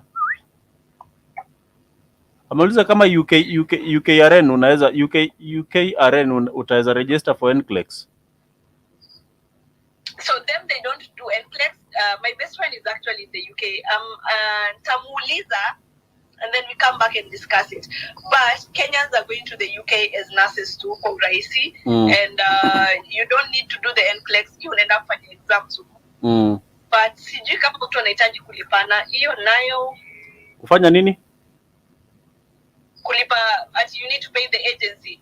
Sijasikia hiyo. Hata sasa hii agencies are not recruiting in Kenya because tumewekwa kwa ile amber list. Oh. Yeah. Ya COVID. Hapana, the number of nurses when you exit Kenya, UK inafuata some protocols, I think the World Health Organization. Wakifikisha certain number they cannot recruit actively, lakini watu bado wanaenda through kujitafutia kazi kwa NHS, kitu kama hiyo. Wow. Is going to Canada easy from Gulf countries. Kuna hii agent wanajiita Crosslink. Brian, nimesikia watu wengi sana wanaitisha 300k 400k. Run for your life. Run for your life. The people who live in Canada, they tell me those agents are actually fake and they will steal your money for nothing. Yeah. Carpenters high. Carpenters guy. Carpenters umeingia. Karibu tuone kama carpenters. Hata mimi niliona carpenters, pole. Epoa, nakusikia. You commented about that the scholarship. What about those who are trying to study in the US? How can one get the scholarship? The easiest and the most accurate way is for you to go on Google, search on the universities that you want, and ask them if they offer scholarships. They will answer you. You need to ask the universities or the schools you're applying to if they offer scholarships, and they will answer you. So you choose the university you want to join, eh? Yes. Whether they offer the scholarship. Yes, you ask them if they offer the scholarships. They will answer you. Yeah. Okay, on that point, on that part of teaching in the US, you are so quick. Teaching. Can someone teach in the US? Suppose you are registered. Yes, you can. There's this lady, she's called Ann Lillian _. You have to Gina Ann Lillian _ She actually is Kenyan side. Yeah. She offered information about it, and she's been answering those questions about teaching jobs because she has relatives who are actually in the US as teachers. She's a nurse, but she has relatives teaching in the US, eh? Can I get in touch with her? I needed some guidance there. I've already been doing some research without any help. And do it in a screenshot. Ann Lillian _. Ann Lillian. Yeah, you can reach her on Instagram or TikTok. Okay. Good. Yeah. Make a follow up. Oh, okay, Peter, wacha tusikie mamake kidogo. Okay, sorry. If you can't find Carpenters, just go to the video I've done on teaching jobs on my profile. Before the videos, after my bio profile, before my videos, kuna ma icons ziko hapo, kuna nyeandiko teaching jobs. Click on it and then you'll get, I've actually tagged that. I'll follow you. Okay. Mzuri sana. Swali yangu iko out kidogo na niko na wauliza mtoto wangu amemaliza form 4. Anataka kujoin paramedic. Is it advisable afanye? Paramedic. Alikuwa akienda na St. John, basi ni kama ako confused, but nilikuwa nataka tu kuuliza kama anaweza fanya.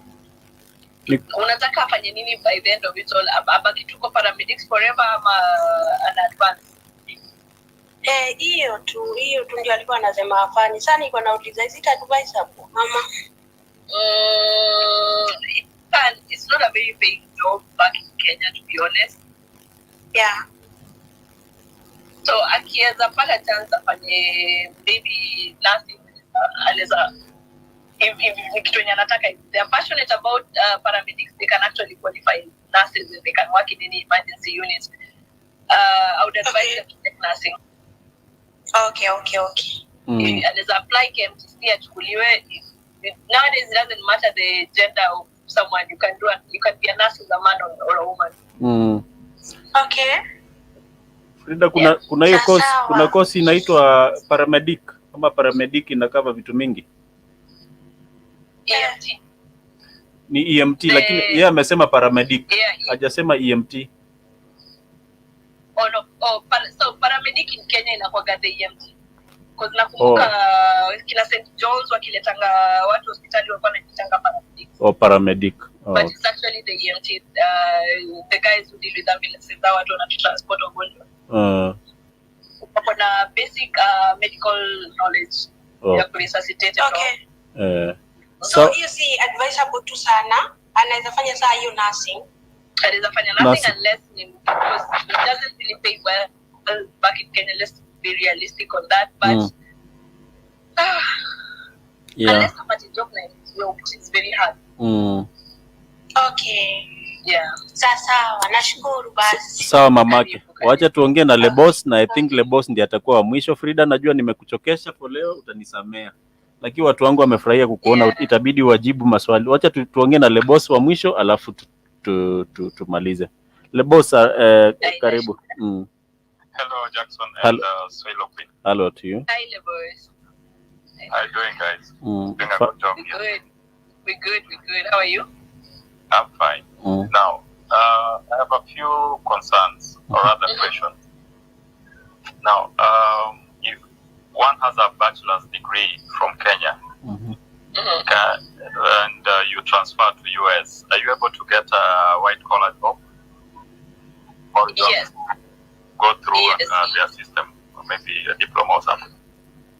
No, what happens, depending on the field you come in the US, they actually, most of the time, they will just ask you to send in your credential.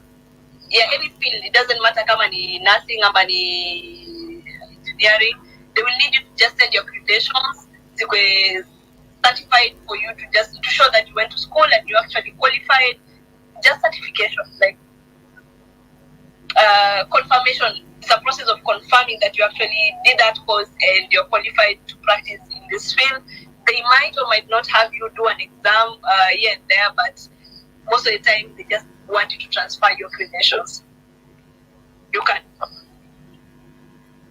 Okay, that's well answered. Now, and this green card thing, we've been hearing these stories that if you get a green card, you go to US, you are given a job and accommodation for a while before you settle. Is that a fact? No. That's one thing that we all wish could happen, but it does not happen like that. So how then does the green card work? So once you win the green card, the US Immigration Department give you the papers.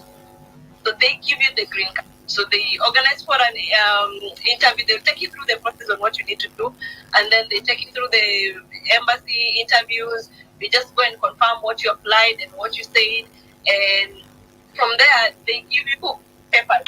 They tell you, yo, here is your card. You are a citizen for the next 10 years. Okay, you can work as a permanent resident for the next 10 years, and after 5 years you can become a citizen. What you choose to do with this piece of document, including an SSN document that allows you to work and study and live in the US for 10 years, is up to you.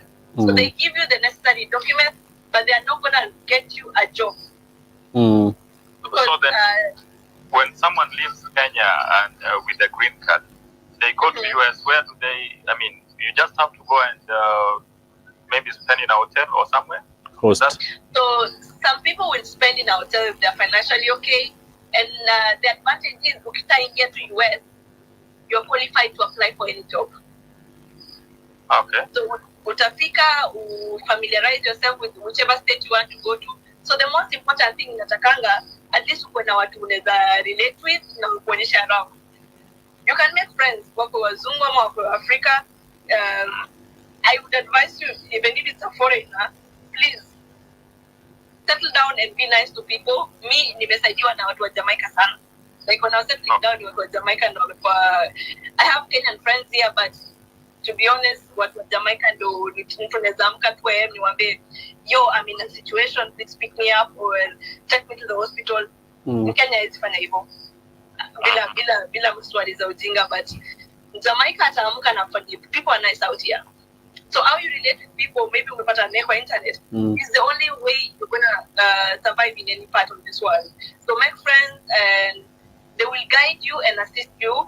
So when you get here, you have a chance to how do you call this, to network shown around, because they need you to help you. They need someone to help you be shown around. That is up to you. The US embassy is not going to help you on that.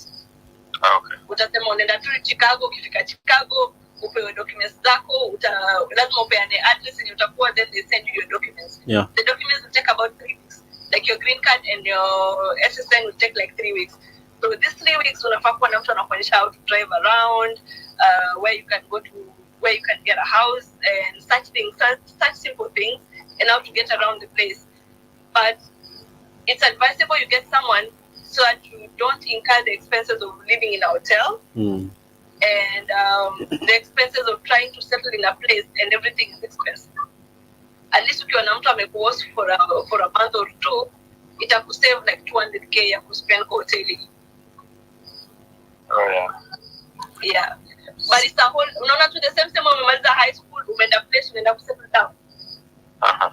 You start your life all over. It's like you've been told, here is your degree, your papers, you're qualified. Here, go to the world and make it. And now, for example, if you happen to go to US without any skill set, maybe you didn't go to university. Once you are there, how easy is the process of getting a school or a college or a university? And it's easier.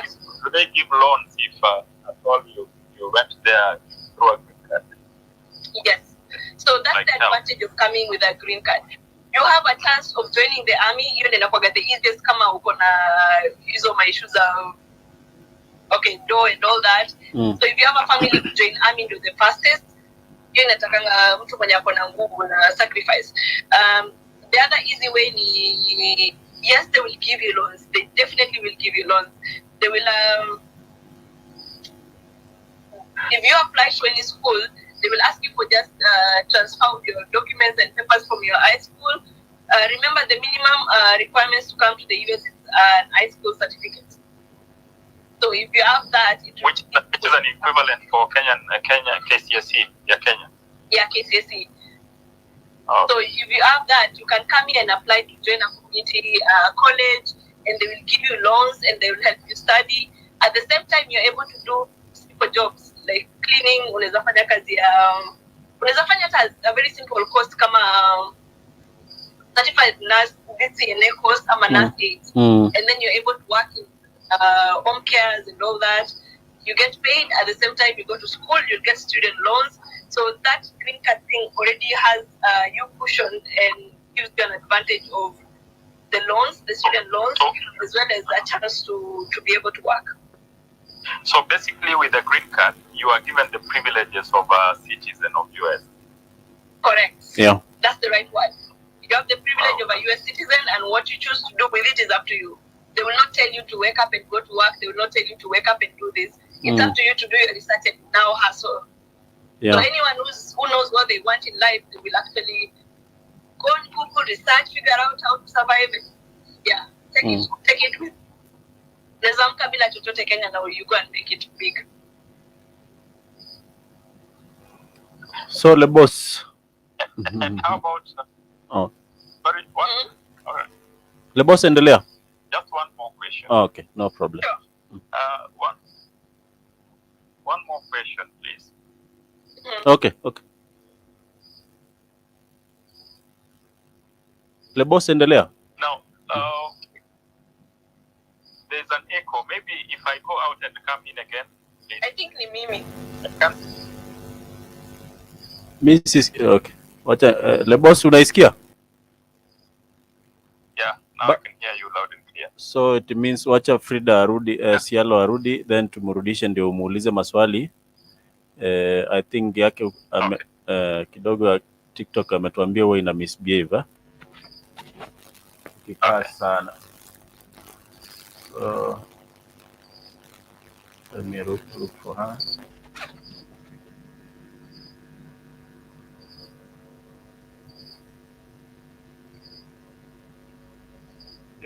Ndio amerudi. Okay. Naona kweli watu wanisalimia hapo. Amerudi. Okay. Hello, Ben. Thanks for coming back. I wanted to know what is an equivalent for green card if you want to go to Canada or UK. Is there any arrangement? So Canada wako na residence, wako na option ya kuwa employed and become a resident. I did a video a while back. I don't remember every detail in the but you can be employed with your, let's say you are an engineer. They will take you as an employee as a whole. There's a way you can apply into their government and they will take you in and give you citizenship. So they have the same way. They don't call it a green card, but they will give you a job and take you with your documents and all that. So yeah, Canada do have it, but they call it differently, but it's there. And UK? UK, they do. They do have a green card? But no, they don't have. They don't have green cards, but I know they employ people in different fields. But I know Canada and the US is easier than going to the UK. For Africans, for many Africans. Now, people like you who have been there for a while, how easy is it? How easy is it to call someone over? So what I know is, or what did it cost you? What I know is you are, I think you are allowed. That's false. It's not easy. Okay, I don't know. Maybe you know better. What I know is, you are allowed to call close relatives or at least a friend, but you have a limit of maybe 2 or 3 people. Brandy Amor, hey, uko na mapinyo wenye unasema vitu zako zote have their own difference. No, just come in and give us information. You just say what you think is the right opinion. You don't have to reiterate na kusema ati I'm wrong. Yes, I could be wrong, but just give us the right information. I could be wrong. Yes, I understand that with the information I'm giving, but just give us what is the difference. What is the difference? Kuna eko bado. So sasa bado kuna eko. Le boss, unasikia eko? Aha. Le boss, unasikia eko ukiwa kwako? Alikuwa ameuliza nini? Alikuwa ameuliza, hata sijashika hiyo swali lingine ya mwisho. Lakini Brandi hapo ama nimrudishe, wacha nimwangalie ama ataweza uliza kwa comments. Lakini wacha nimwangalie kama ataweza rudi.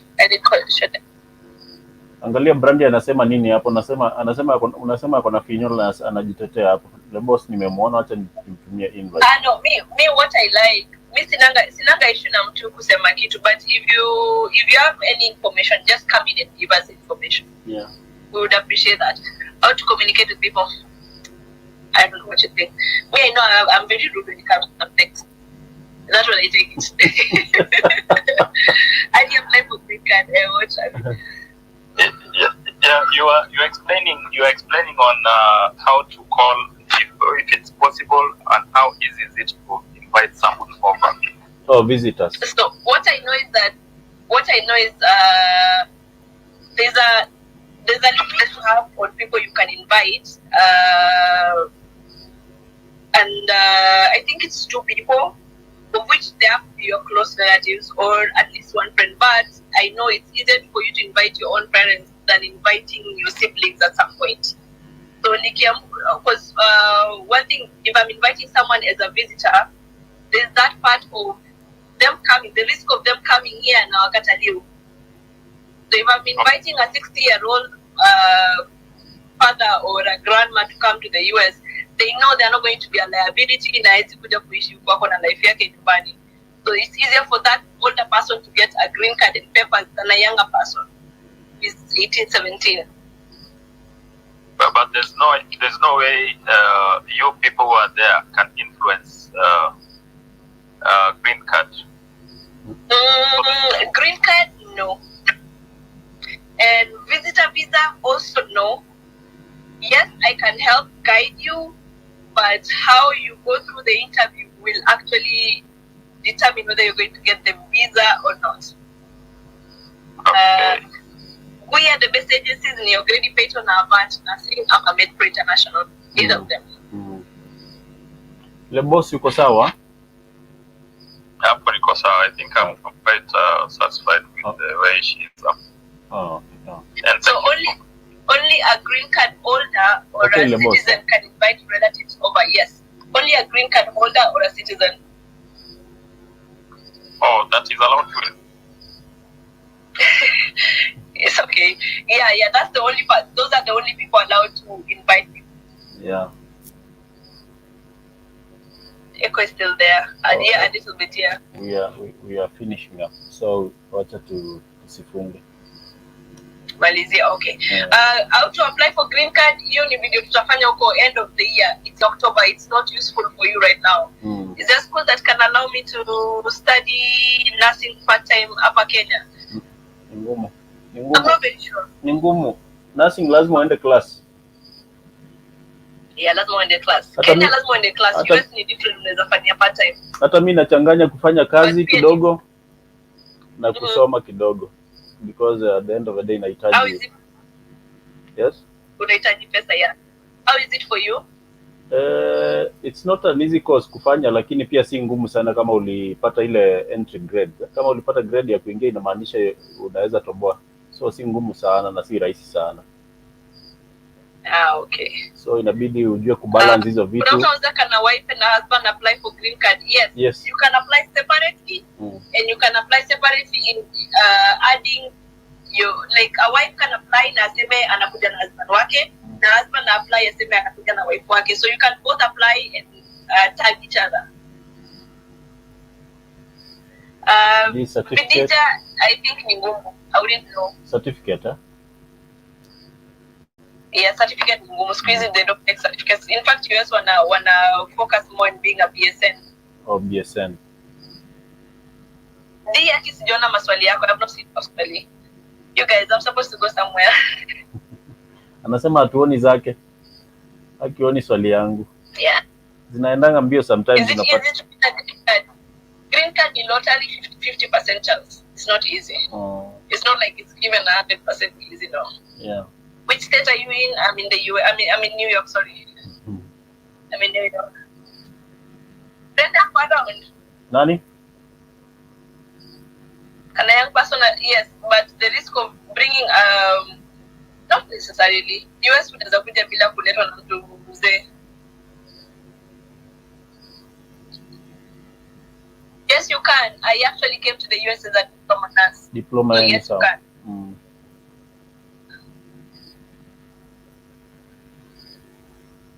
Ati mambo na career job UK. Thank you, still learning something. You're welcome, Brenda. Thank you, guys. Ogredi asked me how much to write my IELTS first. Yes, once you apply, you have to do your IELTS. For Ogredi, you have to do your IELTS first. That is the requirement. But once you've already gotten into their system of the IELTS, you do it and then go back to them. We can arrange a meetup. I love your content. Benja, I always come to Chicago. I have friends in Chicago, but I cannot promise to come for content creation. I cannot pay a ticket to come and make TikToks. No. Unless I'm coming there and then just happen to be in Chicago with my friends, we can meet up. TikToks is serious, Ivo. Si kama YouTube. Alright. Si tunaweza wakiwa na maswali zingine tunaweza kuwa na live nyingine tukituma maswali. Siano ukitoka mahali unaenda, I hope utapata time tukuje tena tujibu watu, kwa sababu najua watu wako na maswali mingi yenye mimi mwenyewe hata siwezi jibu, na umefanya vizuri kwamba umekuja. Maswali yenye nimekuwa nikiuliza wengine hata nakosa answer, so nimekuwa nikiwa promise kwanza kwamba nitakutafuta tukuje uwaongeleshe. Mimi pia sawa. So Cielo, nimeshukuru sana, najua nimekuchokesha, pole sana na utanisamea, lakini anytime tukipata time we can always do this, tuelimishe watu 1 2 3 vitu. Najua unafanya video, hata utaenda pale, najua utatutengezea video moja kabla uende mahali unaenda. Tajaribu.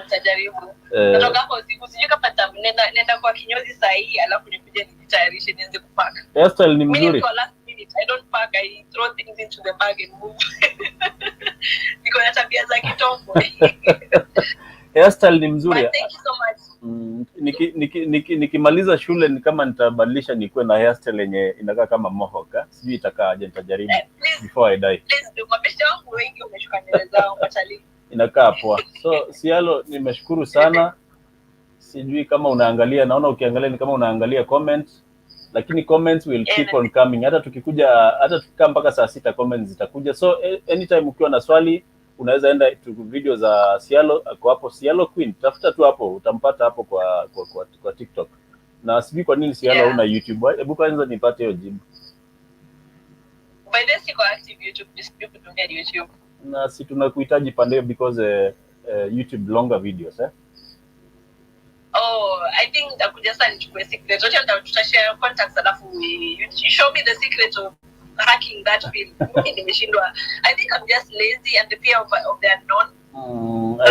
I think you can do better. I have a laptop, I have a good phone, Yeah, you can do better there. Hata kama utatengeneza entertainment imechanganyikana na education kidogo, itaweza pata watu wa watch. So tutajaribu hiyo, tutaongea kwa tendi huko.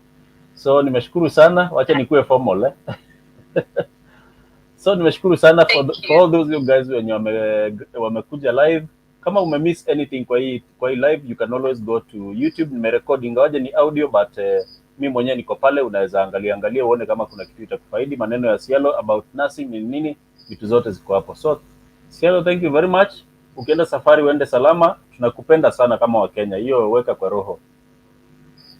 Thank you, nashukuru, naupenda pia sana. And thank you too for having me. Yeah, at least I know tumesaidia watu kadhaa, which is the only way we actually use it for me. And nimekuwa na fun actually. It's nice. I also learned a few things. Siko najua how you got here. I've now known how people can get here way easy. So thank you. Appreciate. So thank you very much. Thank you guys. Really appreciate for coming. Wamekuja in big numbers, so really appreciate that. 300, sijaifika 350, nimeona 350 leo. Mimi nakatalianga 100, 120. Zinakaga hivi siku moja mnafika 2k, mnakaa hivi. Inafikanga sometimes, but depends nini unafanya. Yeah, so nitakuachilia Frida ujitoe, mimi siwezi kukutoa. Wewe ndio unaweza jitoa tu ukimaliza kusalimia watu. Kama umetosha. Yes, thank you so much guys. Nashukuru sana. Keep supporting Jackson. That's what we need. Actually, tunahitaji watu wana share information, to be honest. I think the huku I can say I was the first nurse when nilikuwa na share information really, but you know what made me do that was when niliingianga Google nikiwa steps nika find out information. I got back to Kenya only for me to realize my colleagues were actually in the process of coming to the US and nobody ever cared to share with other people. Yeah, watu wanafichana najua. Walikuwa wanajifanya chini ya maji. Jukazi ni hakuna mtu anataka kushare information because it's beneficial to everybody. I don't know, if you get anything that is beneficial to people, just share it. Yeah. You're not going to lose anything, and by the end of it all, it's going to be a blessing for you if I wake up one day and be like, thank you so much for making me realize this and for me gaining this. But I was actually shocked at the point, at the amount of information people hold. Like they don't share information. Yeah, that's true. Yeah, ukweli Wakenya tuko wastingi sana.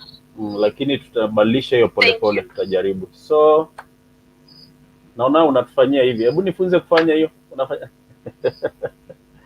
So unaona weka hivi mkono hivi pamoja. Inua chini. Chini? Aya, kunja juu. Oh. Basi yangu imekaa vibaya. Aya. No, sasa twist mkono around. Ai, mikono yangu ni ngumu. No, sasa relax vidole. On relax. Ai, vidole zangu ni ngumu Frida. Ai ya. And hata na strain nimetoa jasho. That's the one heart. Ifanya vizuri. Anyway, thank you. Nitaenda kupractice. Nikitoka hapa nitaenda kupractice Hiyo ni kazi umenipea for the night So nimefurahia sana Frida. Kuwa na sijui ni jioni ama ni mchana mwema na usafiri salama. Aya, thank you so much. Nashukuru. Okay. Tutazidi kuongea. Okay. All right. Thank you guys. Enjoy. Yeah, so hivyo ndio tumekuwa na mgeni wetu mwenye tumekuwa tukimsubiri kwa muda. Najua sasa tumebaki watu wenye tunakuanga kwa hii nyumba. Ametuletea wageni wengi and tumejaribu kugusagusa. Najua comments zingine hatujaweza kuziona.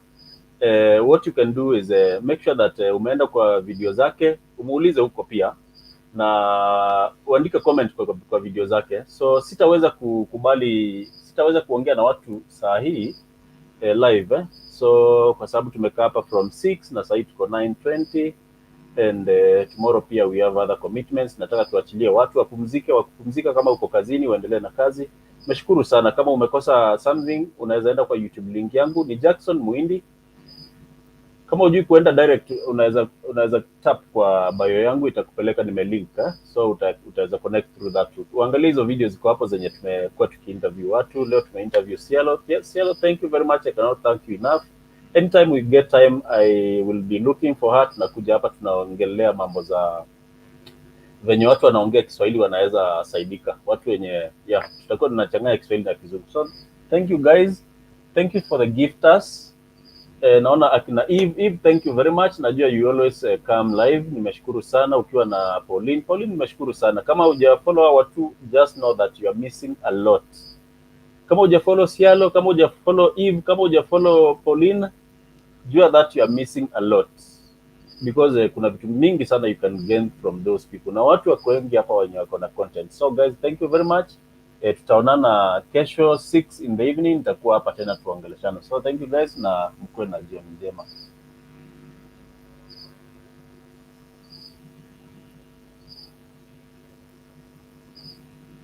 So YouTube mkuwe na jioni njema pia. Karibu nisahau.